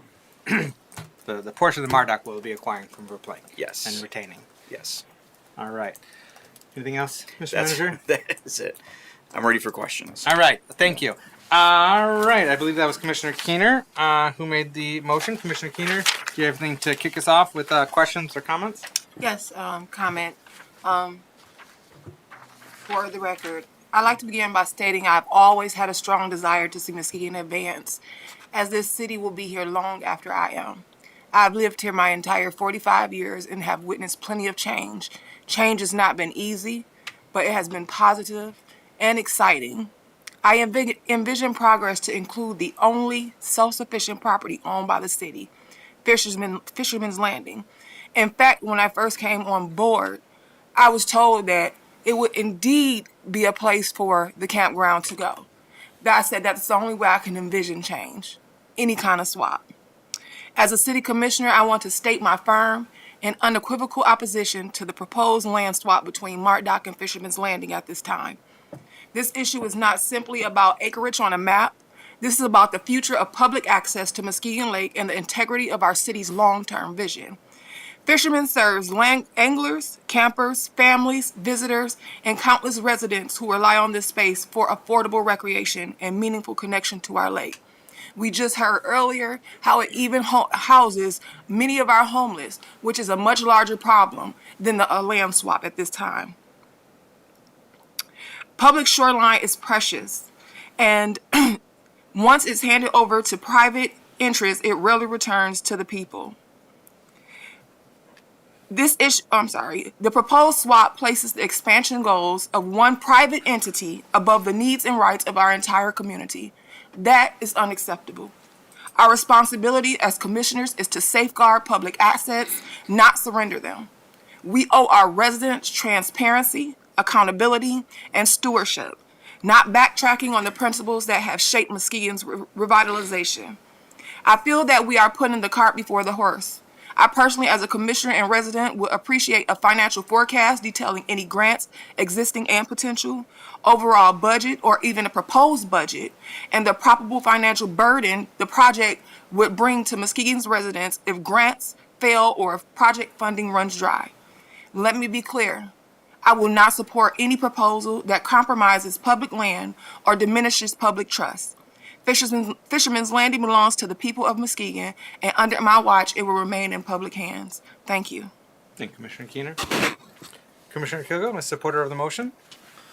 I'm going to ask Brad at this time. Yes. I want to start with a quote from the late great President Kennedy, who said, and one of our constituents emailed this to me today. Change is the law of life, and those who look only to the past or the present are certain to miss the future. That quote stuck with me. But I do have a couple of questions for the city manager. The appraisal of the property, like appraisers should be total third-party independent, but do you happen to know, are they appraising the campground as it sits right now, or are they appraising the campground as vacant land? We'll be contracting with an appraiser to appraise the property as the appraiser sees fit. So. And if I may just interject on that, if in the event that we are not satisfied with that appraised value, we have the opportunity to pay for a subsequent appraisal, and then it will be the average of those two appraisal values to be determined what the actual price, as I recall. Yeah, if Mart Dock's not happy with it. Conversely, they may exercise that. Yes. So either one of us may purchase a subsequent appraisal if we're not satisfied with the initial appraisal. Yeah. So within the development agreement, there's the process of this is how the appraisal will go forward, and then if it's not happy, the process through there. So and then just one other thing that was changed from the version of the agreement that was brought to us last month versus today is that the city will not pay more per acre for the reclaimed property than what we're receiving per acre for the campground property. So in the event that it is a higher valuation, MARDOC will be obligated to cover that difference, so that we're not paying more per acre for the reclaimed property versus what we're receiving. Yeah, whichever the lesser of the two is. Yeah. So I mean, it could be that, in theory, the Verplank property, with the agreement that MARDOC currently has for the $5 million, that price per acre could be less than what the Fisherman's Landing one is, but it'll be the lesser of the two. Yes. But no more than what the campground is. That's great news, actually. Thank you. My next question. I mean, I personally I want to thank the current operator and the operators at Fisherman's Landing, the campground. They've done a great job. Not all of the public sees it as public with the nice shiny black fence that's there. They don't see it as public access. Mr. Manager, can you tell me again, if this development goes through and if we are able to purchase the Verplank property with the Third Street property, how much new public acreage or shoreline will we be getting? So from the frontage, it'll be 107% increase. So right now we have 2,390 feet of frontage, most of which is behind the fence line at the campground. With this proposal, that's the Third Street area and the 25 acres at Verplank, we would end up with 4,933 feet. So more than doubling our frontage. The acreage would go from 22 acres to 36 acres, which is a 63% increase. Thank you. And I don't know if this is a question for you or the developer. If this goes through, technically, West Michigan Dock is leasing the property, but they would have essentially be taking over the campground operations until they see fit to start developing that property. Do we happen to know, because they do have some equipment like picnic tables and fire pits and other things that the city could use? Do we know, does West Michigan Dock have plans for some of not everything there is old and can just be thrown away, is what I'm saying. So do we know if there's plans for the equipment? So we do have an inventory of what that equipment is. It's in the agreement. As far as what would happen with that when they're done with the campground, we didn't dive into that much, but they would be acquiring that as part of their purchase of the property, the assets that are there. Gotcha. Well, hopefully that they would be, if they don't need it, they'd be willing to work with the city and see if we need it in some capacity. I'm not saying that they have to do that, but if they're not going to use it, it'd be nice. And then from some of the public comments that were, mentioned earlier, you touched on many of them, Mr. Manager, the benefits to the public. If someone were to FOIA request all of the emails that we all got today in favor of it. But there's still misconceptions out there that if this development goes through, that the fishing would go away from Fisherman's Landing. And the fact that I just want all the public to know that this campground plus some of the parking would go away, but the boat launch, the fish cleaning station, the pavilion, the majority of the parking. And once we obtain the property to the north, our part, a beautiful new nature preserve, wetland restoration, boardwalk, whatever people want to call it, those kind of things are going to be great additions to the city. The Third Street Wharf and the potential there, because we're just talking about an L-shaped for the city, but what can go, the possibilities of the different things that can go down there for the city. And then once West Michigan Dock gets their grant, moves their operation to the far side of the lake, they have a ton of opportunity, which is going to include public access right there along Shoreline Drive. So looking at this development agreement, talking with constituents, talking with people that live here and don't live here, there are a lot of feelings and emotions about this topic. I am looking at it not what's best for Jay or someone telling me something, but looking at it from a city perspective of down the road, what we can see when people think of downtown Muskegon and driving through downtown Muskegon, those possibilities are endless. And I really love that vision that I see for the future of Muskegon. So I hope that the developer, the owners of West Michigan Dock, and the city continue to work together for their future projects with the city so that we can continue to grow the city in the right way. Thank you. Thank you, Commissioner Kilgo. Commissioners, anything else to ask or add at the time? Commissioner Cochin. Yes, thank you. Mr. Manager, Commissioner Kilgo asked several questions that I was already going to ask, so thank you very much, Commissioner Kilgo, for touching base on those. In regards to what Commissioner Kilgo brought up about the plan to keep the fishing fish cleaning station, the launch, and the fishing dock, have we come up with a plan yet on how we are going to finance and create the funds for the care of those additional things that we aren't currently paying for because Fisherman's Landing Campground is paying for that maintenance? So that would be wrapped into our park operations duties that we have over there. We do some maintenance stuff over there right now, larger maintenance things. The day-to-day stuff is handled by the management company who does a great job, but that would be rolled into their daily duties with the Parks Department.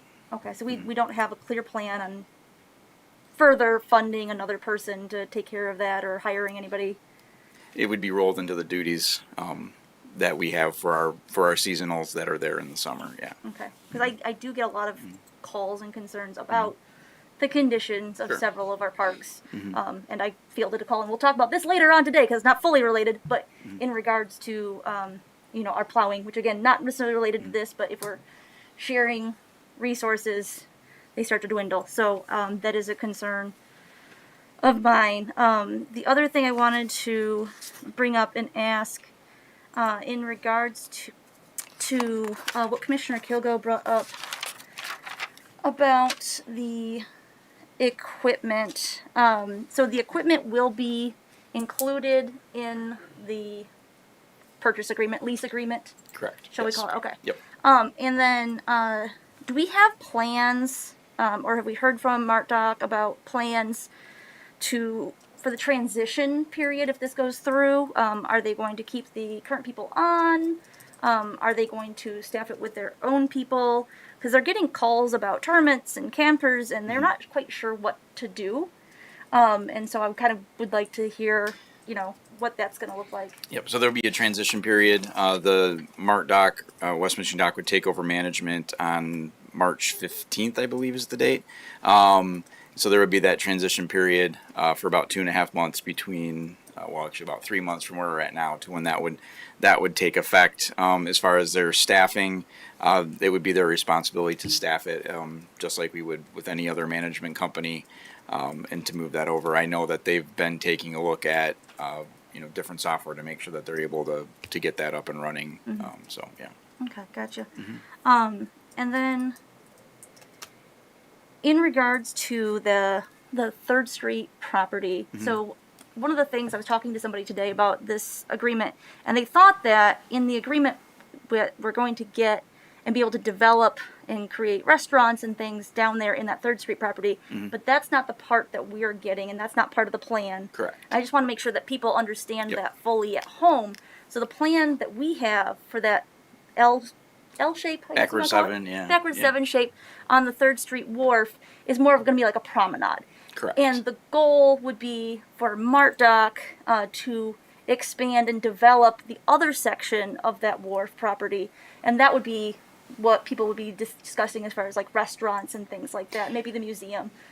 Sure, yeah, anything that would be developed in there within the remaining portion of the 3rd Street property would be at the purview of Mart Dock as the property owner, anything that's allowable within the zoning, which is waterfront marine there.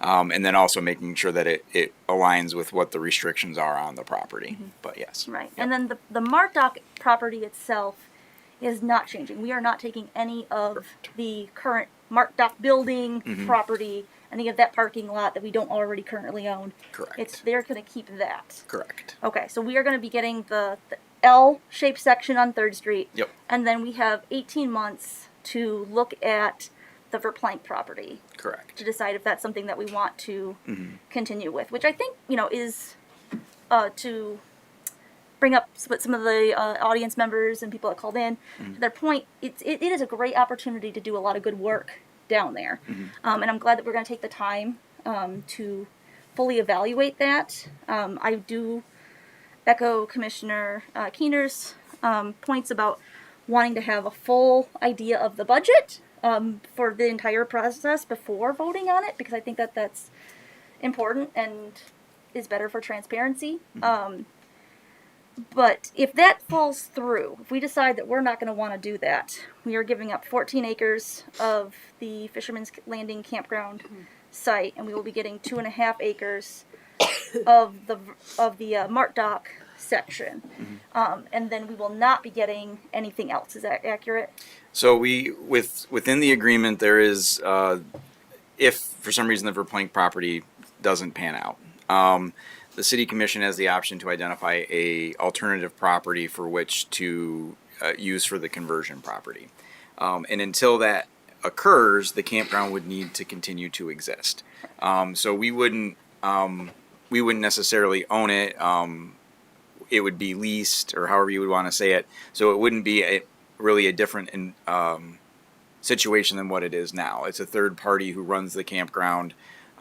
They would be, still running that campground until we got to the point where there was the conversion property available. So, with their running of that campground, there's many constituents have brought up the issue of the fence. The fence is on the campground, and we own the campground. And so, did we make the agreement to allow that fence to be there? that was before my time. I do not know. Okay, but we did agree to it. I don't know. The fence didn't just show up. It didn't just show up. Yeah. There was, I mean, I can say that I don't recall any other agreement coming to the commission that required commission approval. I couldn't tell you if it was administratively agreed to or if it was by virtue of them being manager of the property. They paid and put up a fence because they're the managers of the property and they made the investments in the other capital improvements there with the proceeds of the rentals there. So ostensibly they could have done that on their own accord. Okay, because when I was talking with them, they said that they had discussed, this and gotten approval for fencing over there. So I wanted to make sure we're getting our facts straight in regards to that. Because in my mind, if we're owning the property and we have a fence there, we're the ones who own the ownership of the fact that it's not accessible to the folks in Jackson Hill and to other people. I think that that's something that is incredibly important for people to understand, because there's been a lot of rhetoric out there about how this campground is fenced off and not accessible to people. But if we're the ones who own the property, we should own the ownership for that fence. And if we don't think that that's appropriate, we should be the ones saying it needs to come down. And I think that would be something if there wasn't a development agreement opportunity here and we were to go through when the lease would come to a regular expiration, something that we would talk about. Yeah.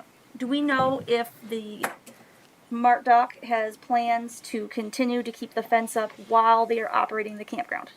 I mean, it would be my assumption that they're not going to make many changes to the property until they start to do the redevelopment. So, yeah. Okay.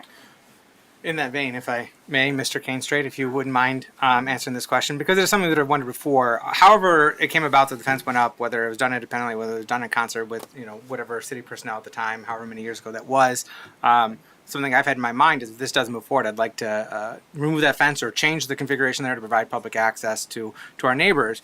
And an idea that's been brought forward is like, well, even now you could change the fence configuration and move it so that it's making the waterfront accessible, so that people can get there without getting inside the campground. So I'm just wondering, as part of this moving forward, if this moves forward and you end up taking over the lease of the campground, I mean, would you have any opposition or reticence so long as it's operating as a campground, making adjustments to the fence line such that the waterfront on that bay becomes accessible to the general public and not just to campers?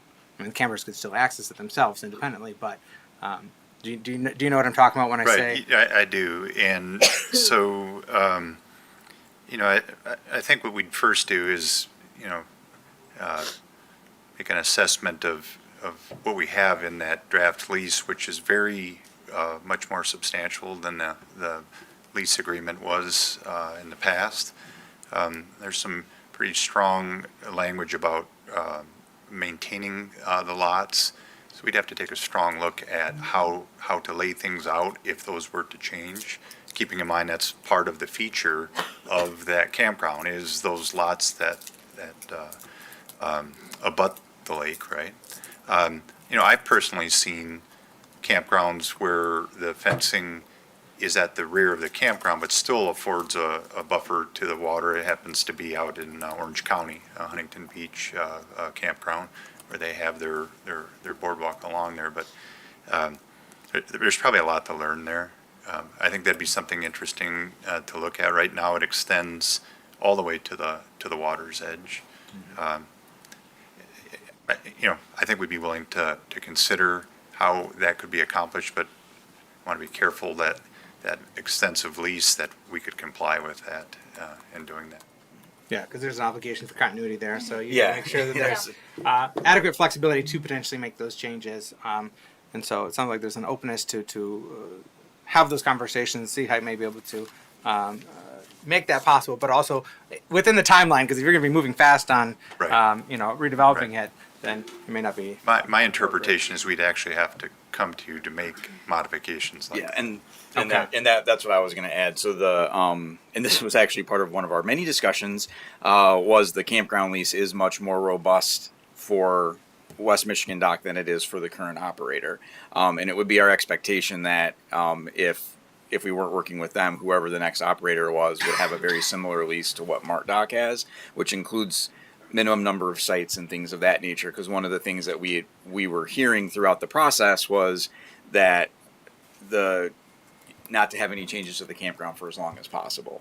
And so we were looking at its current environment on how do you make that occur and outline that within that document. And so the lease agreement that West Michigan Dock has agreed to gives the city a lot more say over changes than maybe what the past leases have said.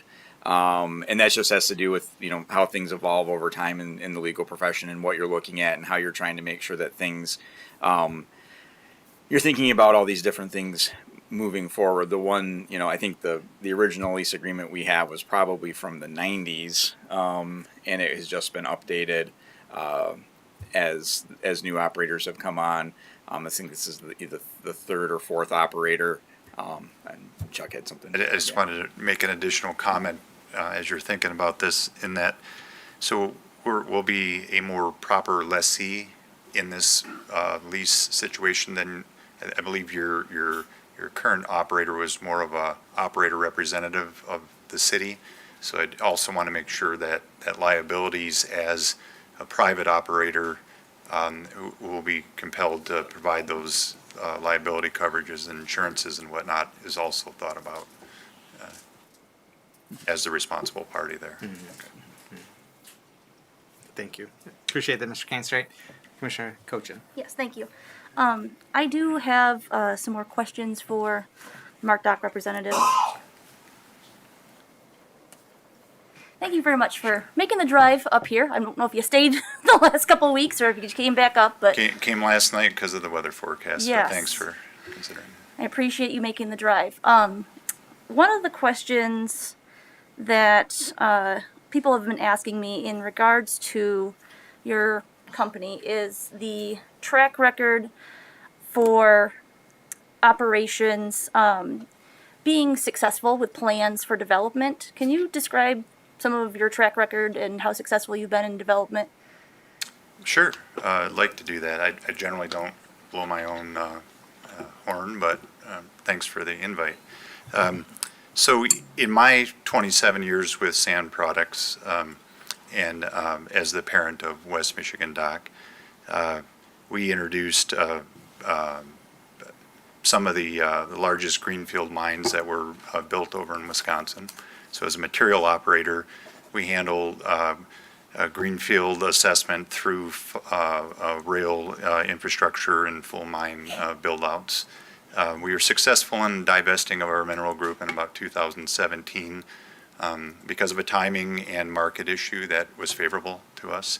But we have a strong legacy in constructing and operating those mines. While doing that, we also reinvigorated our own marine efforts. We now operate 5 Great Lakes ATBs, predominantly hauling Portland cement. So we move almost 5 million tons of cement around the Great Lakes. We have a very good track record in that marine operation. We're a good marine partner. We've made investments in other marine areas, including self-unloading vessels that you might see at the Cobb Dock and whatnot. So I think it's a substantial track record of successful business growth, private, mind you. We don't have any public entities. We don't trade any of our stock publicly. As it relates to the MART dock, most of what happens at the older terminals in the Great Lakes is a lot of the same as to what happened before being reinvigorated or rethought or made more sustainable. I've seen many examples that have made me jealous for us as Muskegon, the Port of Muskegon, hoping to have the opportunity to reconnect. I would remind everyone that we did operate the Cross Lake Ferry Surface. We own the Milwaukee Clipper and operated that. We own the Highway 16 and use that as more industrial crossing across the lake.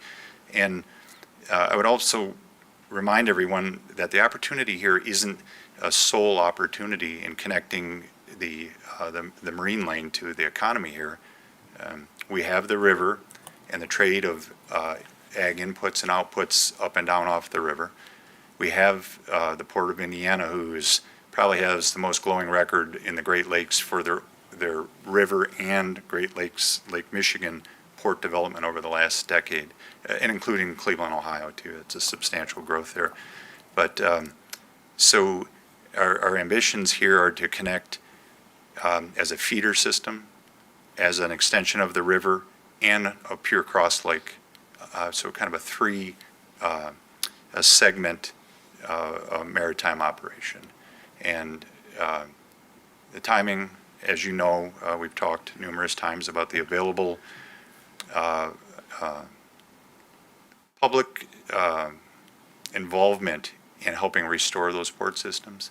I mean, it is substantial federal recognition of a failure in our supply chain to modernize ports on the Great Lakes. And now, with this opportunity, we will have the chance to pursue that. But I believe more will come along. This is about the removal of congestion and transportation lanes that are just bogged down, especially where I happen to live now over in Chicago. It's substantial over there. Somebody commented earlier about the diesel emitting ships and whatnot. The ships in general, as a member of the Lake Carriers Association, we've come a long way, and certainly anything new that we build, we're making much more modern, much higher standards in emissions and whatnot. But the terminals themselves, that's kind of old thinking to make those diesel-powered terminals and whatnot. Many people have gone to all-electric, green, sustainable terminals, and that's also part of our vision. So, I think the track record's substantial. I would share that as part of this opportunity. There'll be substantial private capital investment that has to go along with any potential grant matches. The MART dock, to reestablish it and move it, is substantial. It was built in the 30s and improved over the 30s, 40s, and 50s. It's very old, but the modern dollars to recreate it are substantial. So we would not measure what our potential investment will have to be here in the sole millions of dollars. It'll be substantial. It could exceed it could approach $10 million in private investment to drive this forward, and we're prepared to do so. Thank you. In regards to the MART dock, because you mentioned that, and I know that I've had conversations with individuals who are very interested in increasing our cruise ship operations. With the plans at the MART dock, are there plans to move some cruise ship operations to the MART dock site? Yes, so Mr. Lukens, who was referred to earlier, and Cindy Larson, I think is with us tonight. Hi, Cindy. We've had conversations as the cruise industry has evolved. So they built those large Seaway Max vessels, which are large enough just to squeeze through the St. Lawrence Seaway and get into the lake system. And the Mart Dock's better equipped to deal with those very large vessels. So we're not trying to displace the good things that they've done down at Heritage Landing, but we believe as they evolve for the economy of scale in those boats, they'll be the larger ones. And that'd be a good transition for that main slip, is to invite those larger vessels in, assuming it works in all the different ways the city desires for inviting cruise ships in. and whatnot. The Verplank property that's been mentioned several times tonight. Yes. It's a fairly large piece of property, and we've discussed in the past, even Ms. Cross brought it up, how it's been filled in with coal ash. I had a lengthy conversation with the Eagle consultant about what's the makeup over there, and a lot of it is the coal ash, and then we have wood products. And they talked about concerns about potential methane being on site, and there needing to be that environmental assessment that we're going to be looking at getting on the property. But on your section of the property, it would be a commercial site where there would be a warehouse. Is that accurate? So we would utilize that portion of the property for efficient port operations. It could be a warehouse. It could be bins or silo structure domes or whatnot. Sure, it could be. Okay. I'm assuming you are looking to get a further environmental assessment as well, because one of the concerns is if there is methane and there are warehouses or, small buildings there, they could fill with methane depending on what the concentrations are in that area, because of the wood products decaying. And that happens over time, and it's not something that stays constant. It does fluctuate and change, and that's why that's a concern of mine and of some of my constituents in regards to, safety of people, because we don't want buildings filling up with methane. We care about your workers and people, who might be living here, who go down there, to recreate. So I think that that's something that's important, and I wanted to make sure that I shared that concern with you tonight. The other concern was brought up at a neighborhood association meeting from Jackson Hill, and there were people who were talking about the current Fisherman's Landing parking lot and it being utilized for young drivers learning how to drive. And the way that it's currently set up, it's a fairly large space. We're going to be reducing some of those parking spaces, but I do know that the gentleman who is not here tonight, and I will get to that question here in a second, but he has a tendency to kick people off of his property, and I don't feel very comfortable with telling the people at Jackson Hill that he is not going to kick them out of the parking lot if they're learning how to drive. Can you speak to that?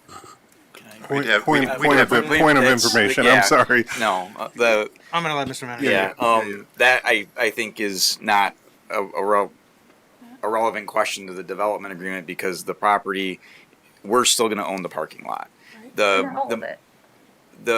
The Mart Dock will not have ownership over the parking lot. So that first bay of parking next to the campground will go away. The other parking areas will still be as they are. So it'll still be publicly accessible. People will still be able to use those areas as they have in the past. But with the agreement, because it's similar to the agreement we have with our current operators who have kicked these residents off of their property, and that's my concern. I don't want to see that continue. Right, but I think what the difference here is how the lease agreement is laid out with Mart Dock is much more strict than the current owners, and I'm not aware of the current owners rushing anybody away from the parking lot.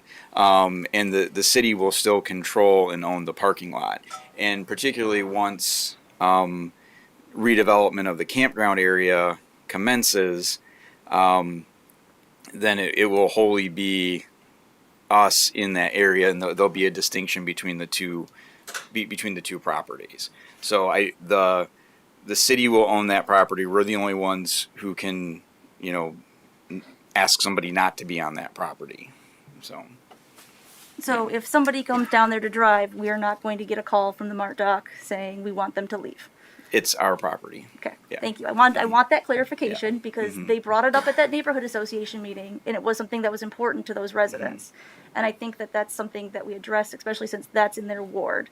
And Commissioner German's not here tonight to speak to it because he was also there Yep. when that And I was there. concern was brought up. Yeah, and I was there as well, and I honestly didn't. I took the comment differently than I think maybe other people at the meeting. That it's something that they wanted to make sure that they were able to do if the parking lot was continuing to be there, and talking about how it had worked in the past. So yeah, I don't see that changing. Okay, thank you. I would actually encourage anyone who wants to test drive vehicles, perhaps go check out the old Kmart parking lot on Apple Avenue. That's a much larger Yeah, that's true, too. parking lot have light that has posts, far though. fewer Yeah. vehicles. Or the Morris Street lot on downtown. The parking lot, yeah. Yes, we don't want to. We don't want our young people to not have safe places to learn how to drive. Sure. Is absolutely important. Tonight with you, Mr. Kane Street, who did you bring along with you to represent the Mart Dock? Well, I didn't bring anyone, but some individuals showed up. Our Sand Products CFO, and again, West Michigan Docks Sand Products owned company, Scott Musselman's here. We have Patrick McKee, who is one of our primary shareholders, and the owner-manager of the Aquastar venture boat off the Mart Dock.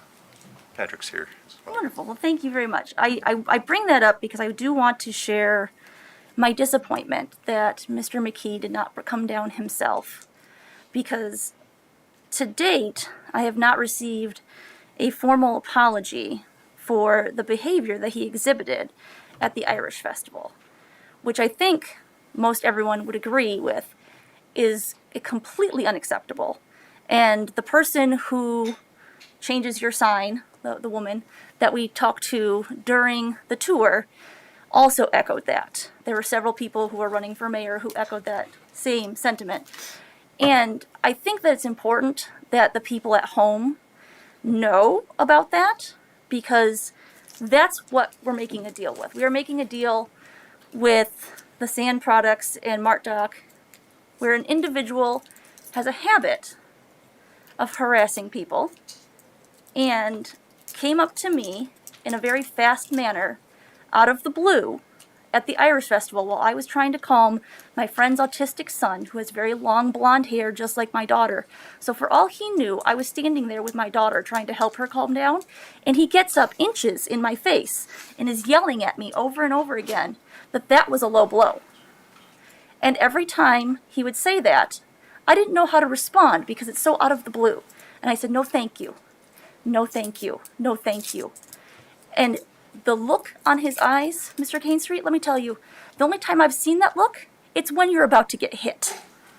And so I do not feel safe or okay with making agreements with individuals who choose to behave that way, especially when you are in public and dealing with public officials.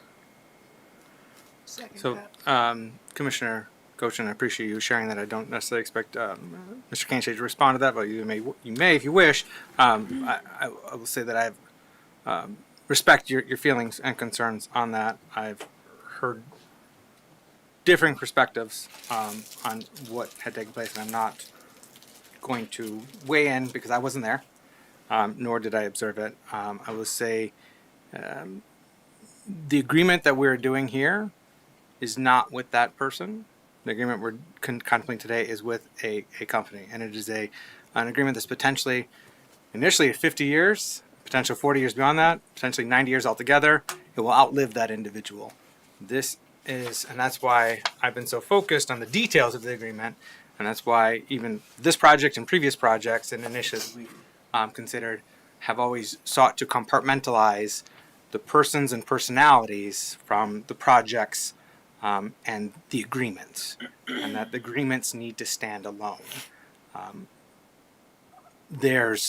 I've heard from some folks about how generous and community-oriented Mart Dock has been throughout their history here. They've been operating in Muskegon for nearly a century, and they have contributed in many different ways, in kind and direct contributions in the many hundreds of thousands of dollars over the decades. It's probably in many millions, but that doesn't sway me to support this agreement in and of itself. Like, that's all well and good, but that's not going to prompt me to say, yes, we need to move forward with the agreement because they've done all these good things here. Just like because of some of the personality or personality issues, what have you, or perceived conduct and feelings like that stands alone and separate from the agreement. So what we have today is to look at the agreement itself, the language of that agreement, what the obligations of that agreement are, and I would hope compartmentalize, although I fully appreciate and respect your feelings on that, and I would say that I encourage people to be respectful and kind and compassionate in every scenario and setting. But I just think we need to focus on the agreement itself. I hear you on focusing on the agreement, and my point is that it is 2025. It's about darn time we start believing women. First point. Second point, there has not been a single formal apology from the MART doc. They could have done it at any point in time, saying, we do not support the actions of Mr. McKee, and it has not occurred. I Mayor, appreciate that. You're welcome. You're going to give me the chance to respond, or would you rather I not? You may. You certainly may. Yeah, sir. so in my history with Max McKee and his family, I started working for Max before I had daughters. I now have a 26-year-old and a 24-year-old who will be 25 in a couple of weeks. I have never experienced Mr. McKee act in a way in a gender situation like that would have caused me to think that anyone was unsafe. I disagree with your suggestion that the or description of the events as I understand them, so I can't comment further on that. I'm not going to govern or debate what did or didn't happen. I'll leave that up to anyone that's asked to do that might have more relevant comment on it. I can just say in my almost 30 years, I'd be comfortable with the actions of Mr. McKee to call him honorable in front of any gender-based situation. So I don't accept your comment on that. I don't think it's a habit. I think a habit's a bad way to describe it. So can you explain why when we went to the security guard to describe what happened, because my friend was very upset about this incident and wanted to file a police report immediately, and how come when I talked to the security guard, they said, oh yeah, no, we know all about that. Like, and when I talked to them and they said, it has happened before. At Irish Fest that night in the past, I can't make a relevant comment because I don't know the background you're describing. So the security guard at Irish Fest in that event, it was Stated somebody that else he at is the event? familiar or- with Mr. McKee and this behavior. The same behavior that was exhibited upon to the mayor on a different incident when he was trespassed from the Mart Dock property. So that, Mr. Mayor, you were scared of Max McKee when you were on the property that day? No, I was not fearful. I'm a much larger individual than Mr. McKee. Yeah, I appreciate that. I mean, there was, yes, there was some words said on a different public tour a few years ago, and he was quite animated in that regard. I did not feel that he was going to assault me or attack me. Certainly had verbal things to say. He was passionate, and animated about the situation, and in fact, I tried calming him down and put my hand on his shoulder, and he was like, "Get your hands off me!" And he felt like I was being physically intimidating in that regard. But it was more of just trying to have a calm, respectful conversation about our shared objectives and what we were trying to accomplish. And I don't think I respect, and we heard public comment at our last meeting about someone speaking about this, and the conduct of business people and who we partner with. And I respect that. And I've heard that about other developments and other projects and initiatives the city's been involved with. But I think it's really important that we separate the personalities and the persons from the projects and the agreements. Because we are a corporate body, a municipal corporate body, working with other entities, other corporations, and those agreements stand alone. They don't live and die by any one individual in that organization or in our organization. And so that's why I've been so focused on the details of these agreements.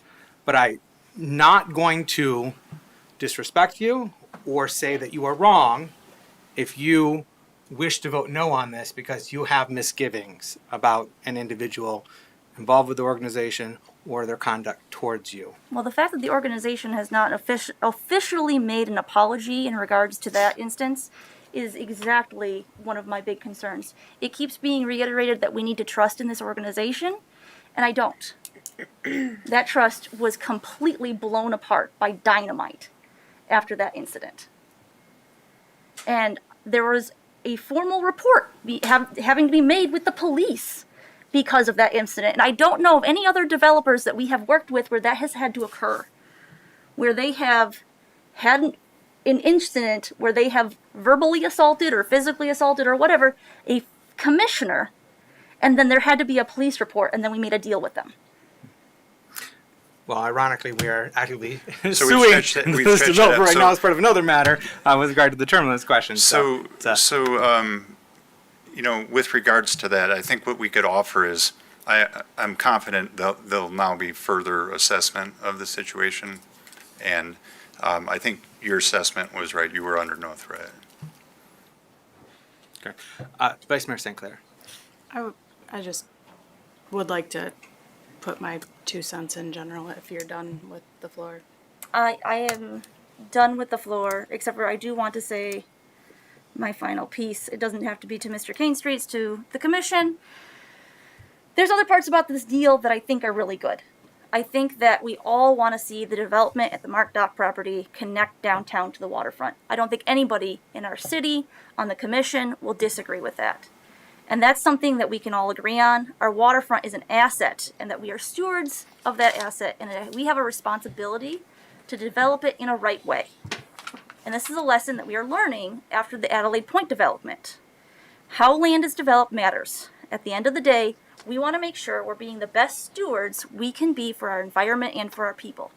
And this is why we have spent time working on this issue. I have 3 notebooks filled with information from going to meetings and talking to people and trying to get a good grasp on this issue. And we've seen this deal shift and change many times over the last year, even since we've seen it in November, as Mr. Manager noted. And I think that there are still some things that are concerning to me and to my constituents that we need to consider. And number one thing is what Commissioner Keener brought up. How much is this going to cost the city and the taxpayers? The fact that we don't know the cost of the property that we are planning to buy because we don't have the evaluation of the Fisherman's Landing section is a concerning thing to a lot of people. We don't typically buy property without understanding how much we're going to purchase it for. We'll be trading a piece of property that has had some work on it done. It's not complete by any shape of the imagination, but there has been some work on it done, and we are going to be trading it for polluted pieces of property on Muskegon Lake. And I've had many constituents reach out to me saying they don't want to see that happen. Should this deal go through as currently written, we'll have very little public access for parking on the 3rd Street property until it is developed by Mark Dock. And I don't see how we've addressed that issue to make that more feasible and accessible, because I would like to see that. And I know a lot of constituents would like to see that because they're concerned about that, and they're also concerned about the parking on the Fisherman's Land, well, not the Verplank property, to be able to get out there, because there's a lot of people who aren't able to walk out there, they're not able to bike out there. With the multiple acts of violence against women in the city as of recent, do we want to make a precedent by making deals with a developer who cannot handle his emotions around female commissioners who ask questions they do not like? And when this deal is said and done, will it be fair for everyone? If we lose the 14 acres of public land and only gain 2.5 acres of, if the Verplank property is something we don't want to pursue due to costs, is it going to be fair? And the last thing I'm going to say is if we do move forward with this, we have to look at finding a campground that is feasible for people to utilize, because we will be losing a lot of revenue. And a lot of people from the county and around the state come here and visit that campground. And I think it's important that we find a replacement for that campground. Thank you. Could I answer a couple of those really quick? Yes, please, Mr. Manager. Thank you for the questions. As far as purchasing the property without knowing the price, this is a purchase option. It's not a purchase agreement. So we're going through that process of getting the appraisal so that we understand what that value is before we move forward. So there is that process in place, and then also the 18-month due diligence for the environmental. So we do have time there, and we'll start to get those questions answered. Regarding parking at the 3rd Street area, there's 2 parking lots adjacent to it. There's that are both owned by the city. There's the area kind of across from the Brewers Lounge where Pigeon Hill is, across from the arena. So the city owns a portion of that parking lot, as does Smart Dock. So there's the ability to park there, and that abuts that property directly. And then there's also the parking lot. There's a small parking lot, and then the larger parking lot over at Shoreline Inn. There's a small parking lot that the city owns that's directly at the corner. We have public easement. Oh, sorry, They public. own it. Yeah, We sorry. own the larger parking lot. Yeah. Yeah. So there's That they have exclusive easement on. So that's a public parking area that's directly adjacent to the pool there at Terrace Point Marina for people to park and go out to Terrace Point, and that will be directly adjacent to the 3rd Street area. So there will be areas for folks who don't want to walk all the way down, that they will be able to park there. And there's also that parking lot next to next to the Shoreline Inn too. And then So- there's on-street parking. Yeah, and at then on-street Terrace parking. Point Yep. Drive down below the portal. And then also we've been looking at how the Verplank property that we would get would be accessed as well, which we've talked about in the past. So those are all things that we want to make sure that whatever we do and how this develops, that folks in our community can access it. Because one of the, and I've said this before in the past, this is something that we've talked about for a while, and the reason that we ended up pursuing it this time is because with the addition of the Verplank property, it was an actual real addition to our public access. And so it made the conversation worth moving forward and trying to see if we could build the development agreement around. And that is the overall goal, to make sure that our folks are able to use that while still having the launch ramp and all those amenities at Fisherman's Landing. Yeah. So That really changed the equation. Yeah. And also, if we are able to realize my hope, dream, vision of getting a pedestrian overpass and Morris Street parking lot to the portal on the other side of Shoreline Drive, both elevated positions, that then go down to the waterfront and tie into our Lakeshore Trail. That'd be another access point where people can park in the heart of the city and walk, bike, and stroll and rollerblade and skate, whatever else, down to the waterfront, which would be beautiful. Mr. Mayor, for the sake of time, can we have a point of order or something and get to Rebecca? Because we just keep on and on and on. And it's people are watching. Time is just, they're just sitting here waiting. And to be fair to the individuals who are sitting out here in the audience and are watching right now, can we get to our vice manager and what she was wanting to, our vice mayor, and see what she was wanting to say? Yeah, we will certainly do that. I do want to piggyback up on the Mr. Manager on addressing a couple points, though, because with regard to the cost of the Verplank property, we do know what that is because they have a purchase option. We know what the maximum that we'd be paying for it because it's on a pro rata basis, but because of the update since November, there may be an opportunity that we're paying less what that maximum is. With regard to 3rd Street Wharf that he's mentioned, the L-shaped property, that will be appraised, and we'll have the same opportunity to get a second appraisal if we're not happy with the initial appraisal. But the key thing there is, because it was mentioned the prospect of we might be giving up property and lose it. In this case, we'd be getting that property and acquiring it and retaining it, even if this doesn't all go through. Even if they do not, relocate to Mart Dock or relocate to Fisherman's Landing Campground, develop that, we will retain ownership of that L-shaped property at 3rd Street Wharf. And so that'd be a net addition, and we'd be retaining period. And so I just wanted to share that. I do have something I want to read, but I'll, with regard to environmental aspects, but I will go to Vice Mayor St. Clair. Thank you. I don't have any questions because I have had ample opportunity to get my questions answered over the years that we've been discussing this. I appreciate all the efforts that have gone into this around public engagement. I know there's been hours and hours and hours and so much effort to make sure that people have the information that they need. People may not agree with this proposal, but they can't say they haven't had the opportunity to be informed. Fisherman's Landing is not and has never been a charter park. I know that there's a lot of discussion about it needs to be gone to a public vote. It is not a charter park. It was a municipal dump that was superficially remediated before it became a campground. It has definitely been improved over the years, but it was never fully remediated. It breaks even financially now for the past few years. Historically, it did not, and the city carried it. But even though it breaks even financially now, it sits vacant and empty for roughly half the year. I don't know if it was an email that came to me specifically or if the whole commission got it, but it stuck out to me.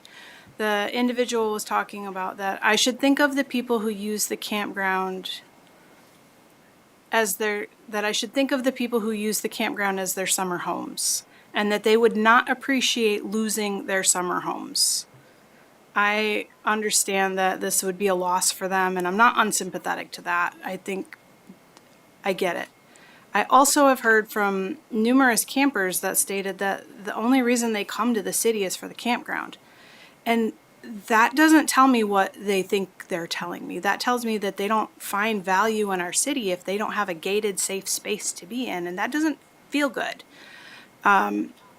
What that has me thinking about instead is the families in Jackson Hill who have lived and invested in this community who don't have access to the waterfront at their front yard because it is gated to keep them out. This is and has to be my focus. Access to the waterfront for them, employment opportunities for them, recreational space for them, and for the rest of the city. We've heard a lot of concerns and thoughts about the environmental impact of the purchase. I will say that Kathy Evans and Jamie Cross are among the smartest people that I know when it comes to our local watershed health and environment and remediation, and they believe we can and should take this project on. That carries so much weight for me when it comes to our obligation. Also the executive director of the Annis Water Resource Center, Stuart Jones, has pledged support of his institute with the remediation process. They're experts at this, and they also believe we can and should take this on. That carries a lot of weight to me. Private industry will not do cleanup. If we don't buy this property and a private industry buys it, they will cap it and do the minimum remediation necessary to move forward. They're not going to take the time or the dollars to clean it up. They will just cover it up and keep it moving. And I think our watershed that we have invested millions and millions and millions of dollars and so much blood, sweat, and tears into deserves better than that. There's been a coordinated misinformation campaign about this connected to the campground, and it has mobilized a small group of very vocal individuals, and some of them have resorted to bullying and harassment and making veiled threats against the commissioners. I'm sure you've seen it on Facebook. There's lots of allegations of all of us somehow lining our pockets on the deal. I'm not sure how that works, but it's not true. We get nothing for this. And I frequently joke about this job costs me money. Like, I make $0 at the end of the day. It costs me more in vacation time than I take home. So we are all doing this out of love, not profit. There's been several times it's been suggested that Commissioner Gorman has a conflict of interest. Conflict of interest is a legal term with a specific legal definition, and this is not that. We all have potential personal conflicts with this project or the developer specifically. And I'm gonna run through them right quick for you. Commissioner Keener is a camper who loves Fisherman's Landing and has been very vocal about that. Commissioner Kilgo is a realtor who will almost certainly benefit from downtown development and the ability to sell property. Commissioner Cochin spoke to her altercation that she had with the developer. Both the mayor and Commissioner German were targeted by a term limit ballot initiative that was spearheaded and funded by the developer. I haven't figured out what my conflict is. I'm sure I have one, so if somebody knows it, feel free to tell me. We all live and work in the same community that we serve, and we all have thoughts and opinions and interactions with the community. There's all kinds of conflict that comes from that. People say terrible things to and about us every day. This is part of being an elected official, and we can't take it personally. I spent the first 6 months as an elected being threatened and harassed by a group that Commissioner Cochin was part of the leadership of. I was not part of the leadership of that. And That's I not never true. got an apology from anyone associated with that. And you know what? I don't expect it, because that was a response to a vote that I made that they vehemently disagreed with all of their souls. And that's okay. Was it okay that I was made to feel unsafe and harassed for 6 months? No. Would I prefer that didn't happen? Yes. Am I still going to work with Commissioner Cochin? Yes. That can't be where we get stuck on. I don't need an apology because I understand that I took this on as a commissioner, and I am, as a commissioner, subject to people's opinion of me. It's going to happen. Development is not a dirty word, and we have to work with developers and business interests to build and grow. I personally would not choose to be friends with everyone that comes before us, but I don't have to be their friend.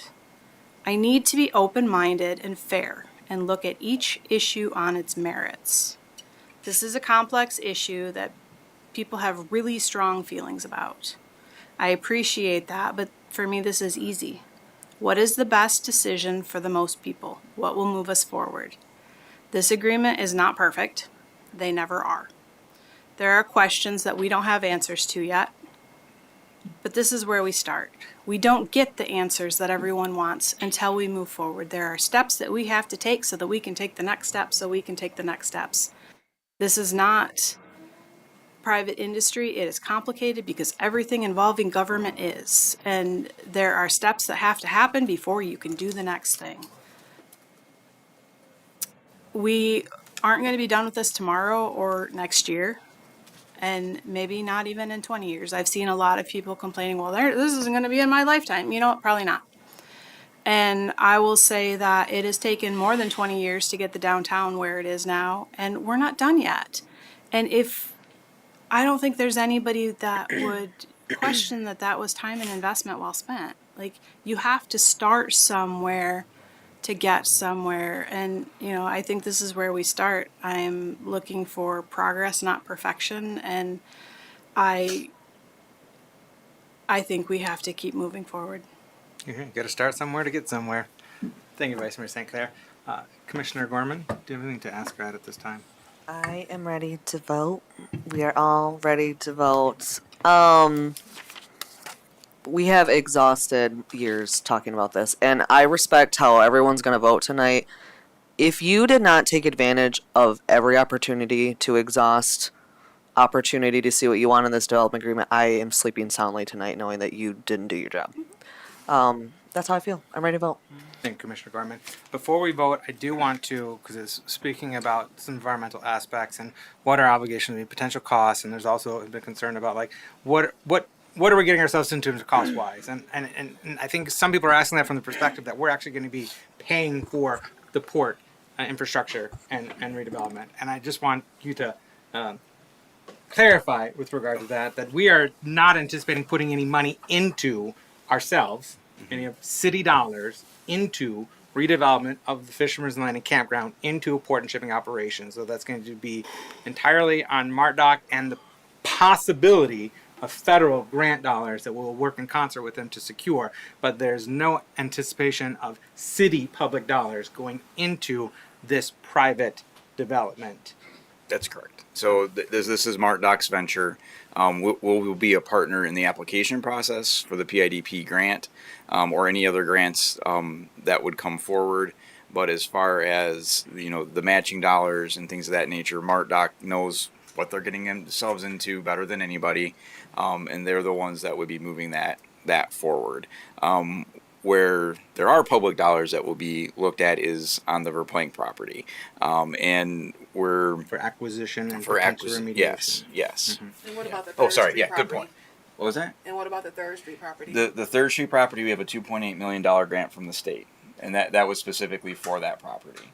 And if we were to exhaust that $2.3 million, then where does the money come from? The 2.8 million. 2.8. Yeah. If that's Then exhausted, then where does the money come then that would be our responsibility. I just wanted that to be clear. Yep. But the acquisition will be well below the Yes. 2.8 million Yeah. for that. Development will be another story. Now, where beyond acquiring the Verplank property, there's the potential for remediation, which right now is an unknown cost, but we'll be doing the joint BEA, baseline environmental assessment. We have the due diligence period that we could potentially get out of it if we find it is too complicated for whatever reason. But I want to read, this is an email from Kathy Evans. Kathy Evans, as many of you know, has been integral part of Muskegon Lake's cleanup and restoration. She was a founding member of the Muskegon Lake Public Advisory Council, which was a direct part of the delisting process and the cleanup and restoration process in Muskegon Lake, and that the Muskegon Lake Public Advisory Council has evolved into the Muskegon Lake Watershed Partnership, of which she remains a leader. She has done remediation and restoration projects on several sites throughout the Muskegon Lake watershed. And her email, I wasn't, and I want to share this email because it is important with regard to understanding the environmental implications Can I call a and point of potential order? costs. I feel like if we share an email, then we need to share all the emails. Well, no, I have discretion to share whatever communications I wish, and I'm going to share this email, and then we're going to go to I'll vote. follow up with an email. Well, you certainly may, but otherwise we're going to go to vote. So this email, and I contemplated going up there and giving during public comment. But this email, Dear City of Muskegon Commissioners, I support the partnership framework that has been developed to advance transformation of the downtown waterfront because it provides a unique opportunity for acquiring 25 acres of shoreline brownfield property for the purpose of developing a project to remediate, restore, and reactivate public access along the Muskegon Lake, Muskegon River South Branch estuary. Based on past professional experience, I believe it is extremely important that this Muskegon Lake shoreline brownfield property becomes publicly owned in order to fully achieve remediation, restoration, and meaningful public access to natural resources. The existing waterfront planning framework will allow the city to move forward with a step-by-step plan that will involve existing stakeholders and many new partners.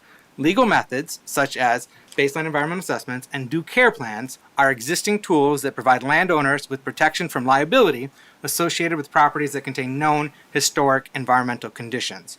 Over the past 20 years, every single shoreline restoration project completed along Muskegon Lake, Bear Creek, and Muskegon River was done on unnatural land made of historic waste from foundries, sawmills, building demolitions, petroleum exploration, and agricultural chemicals. One example is the Amoco / Lakeshore Trail Shoreline Restoration Project that was possible only because the city took ownership of the former Amoco Petroleum Part 201 site. We can also look to the Bear Creek and Lower Muskegon River Wetland Restoration projects, where Muskegon County purchased 2 former celery farms that contained a mix of agricultural chemicals, phosphorus, and improperly plugged oil wells. We were able to successfully restore 85 acres of shoreline wetlands and improve water quality only because the county, a public entity, purchased those properties for the purpose of future restoration. Restoration is complex and takes time. I believe public ownership of the 25-acre parcel will provide the highest potential to improve aquatic natural resources while benefiting wildlife, local residents, and visitors. And as we move forward, if this moves forward and we pursue remediation and wetland restoration of that property, we will be exhausting as many external resources as possible to do so before having to dip into any of our own city public dollars. So I will give the floor back to Commissioner Keener before we go to vote. You know, I had already called a point of order, and I know that everything's at your discretion anyways, and you should have called a point of order a long time ago. So as Commissioner Gorman said, I think we should just get on to the voting because we've had ample time, like you said, and it's like we're trying to persuade each other when we already pretty much know how we're going to vote in the first place. So if we be so kind to the public and to one another, and let's just go on in and vote. Okay, thank you. Roll call, please. Commissioner Kilgo,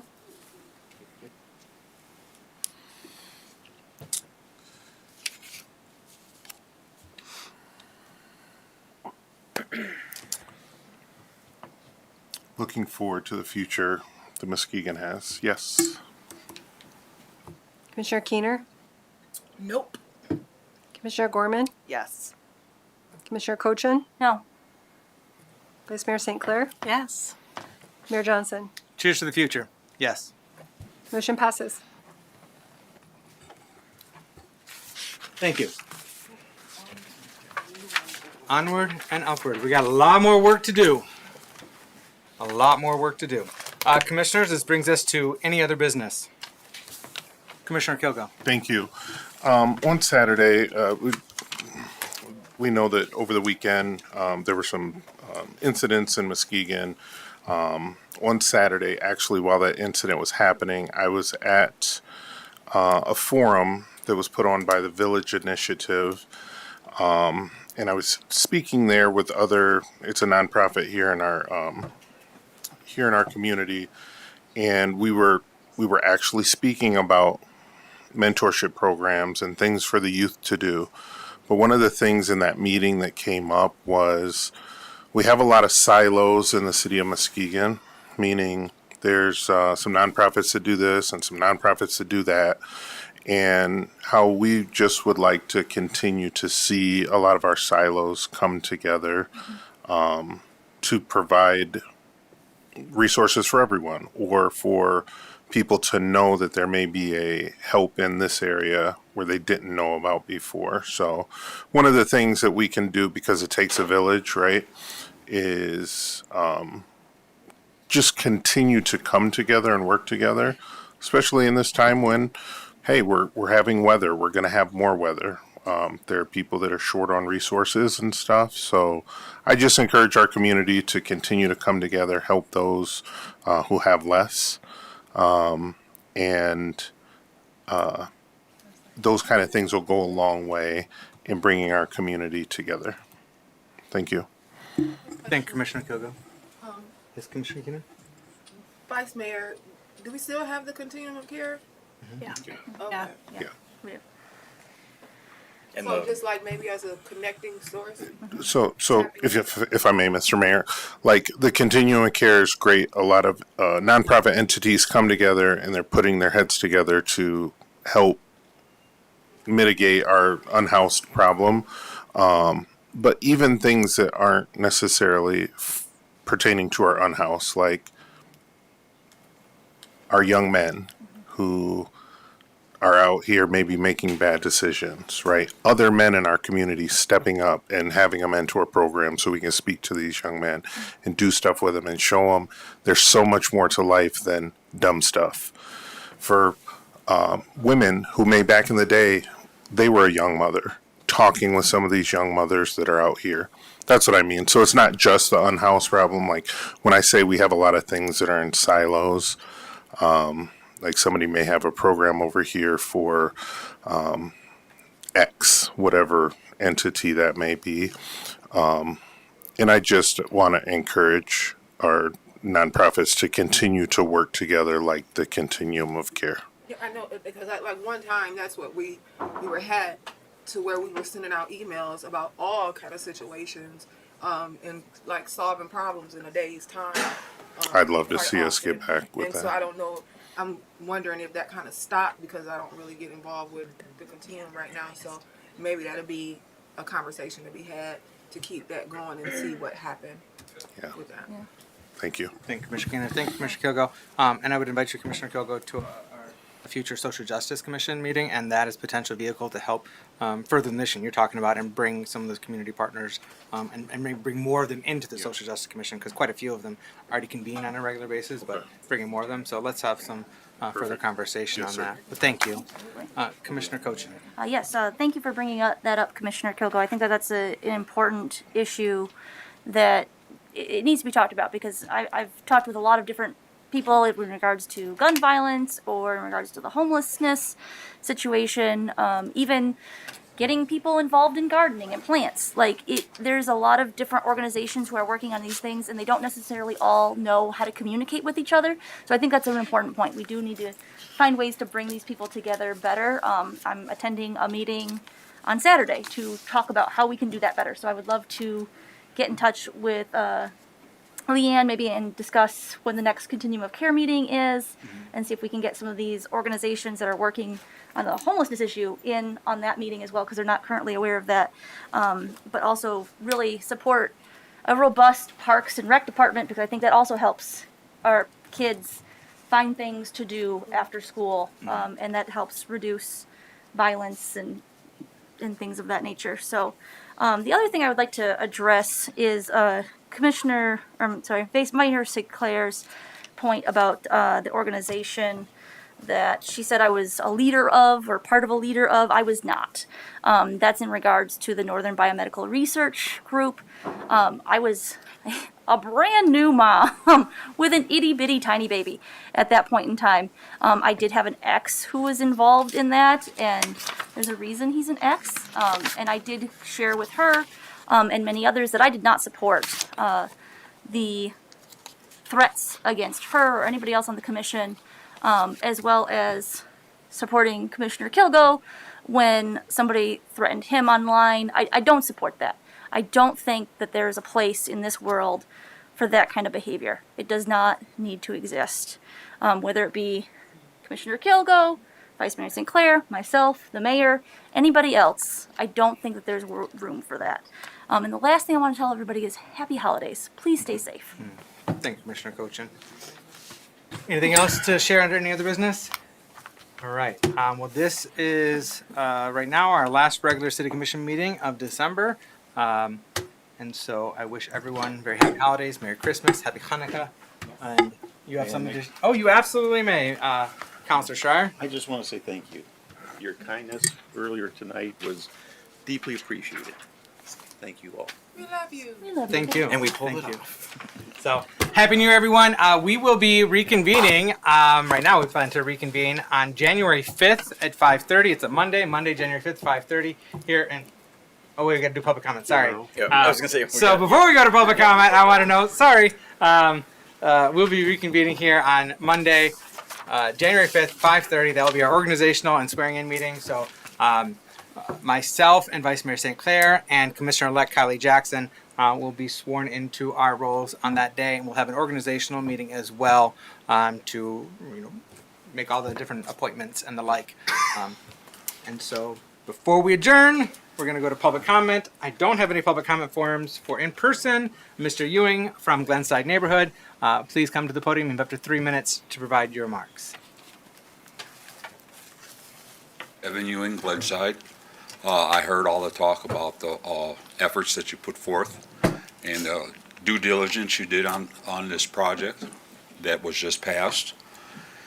And what I'd like to say is thank you for that, that you all did your homework and came up with a decision that you felt good about. But I also would like to ask you at this time to do that same kind of due diligence on police protection, staffing our police force, staffing our fire department. If you put in the effort I believe that you put in on this, we would be a much safer city. Please take that into consideration going forward. Thank you very much. Thank you, Mr. Ewing. Is there anyone else in the audience that wishes to give public comment at this time? Yes. Just wanted to say whoever did the lights on Western and in Hackley Park knocked it out of the park. I get to see Michigan Avenue quite a bit where I live, and it's not as colorful, and splendid job, whoever did it. Thank you. Well, that was another public-private partnership that made that happen. Commissioner Kogo, do you have something before we go to the phones? I do have a question for manager or council. Do we have a date has the courts let us know if they're going to get us a date before the first of the year? For the 22nd. term The limits. 22nd. Yeah, Thank you. I don't know that we have a time. I'll get to you, Mr. Manager, the date, time, location, etc. I apologize. Thank you. Yeah, it's Monday, I feel like December it's the 20 morning. It's Monday, Yeah. December 22nd, with Judge Hoops is the hearing. I just 2 need the p.m. answer. I ain't 2 p.m. Okay. 2 p.m. Yeah. And I think there is a Zoom option. Yes, so you can watch it online. We'll send the link. Okay, now we're going to go to the phones. This is phone-in comment for general public comments, not an opportunity to do Q&A or back and forth dialogue. It's an opportunity for folks to give their input directly to the City Commission. That phone number is 231-724-6721. When you're calling in, please turn down any audio in the background, state your name, if you're a City of Muskegon resident, which neighborhood you're calling from, and if you're not a City of Muskegon resident, which other township, village, or city you may be calling from.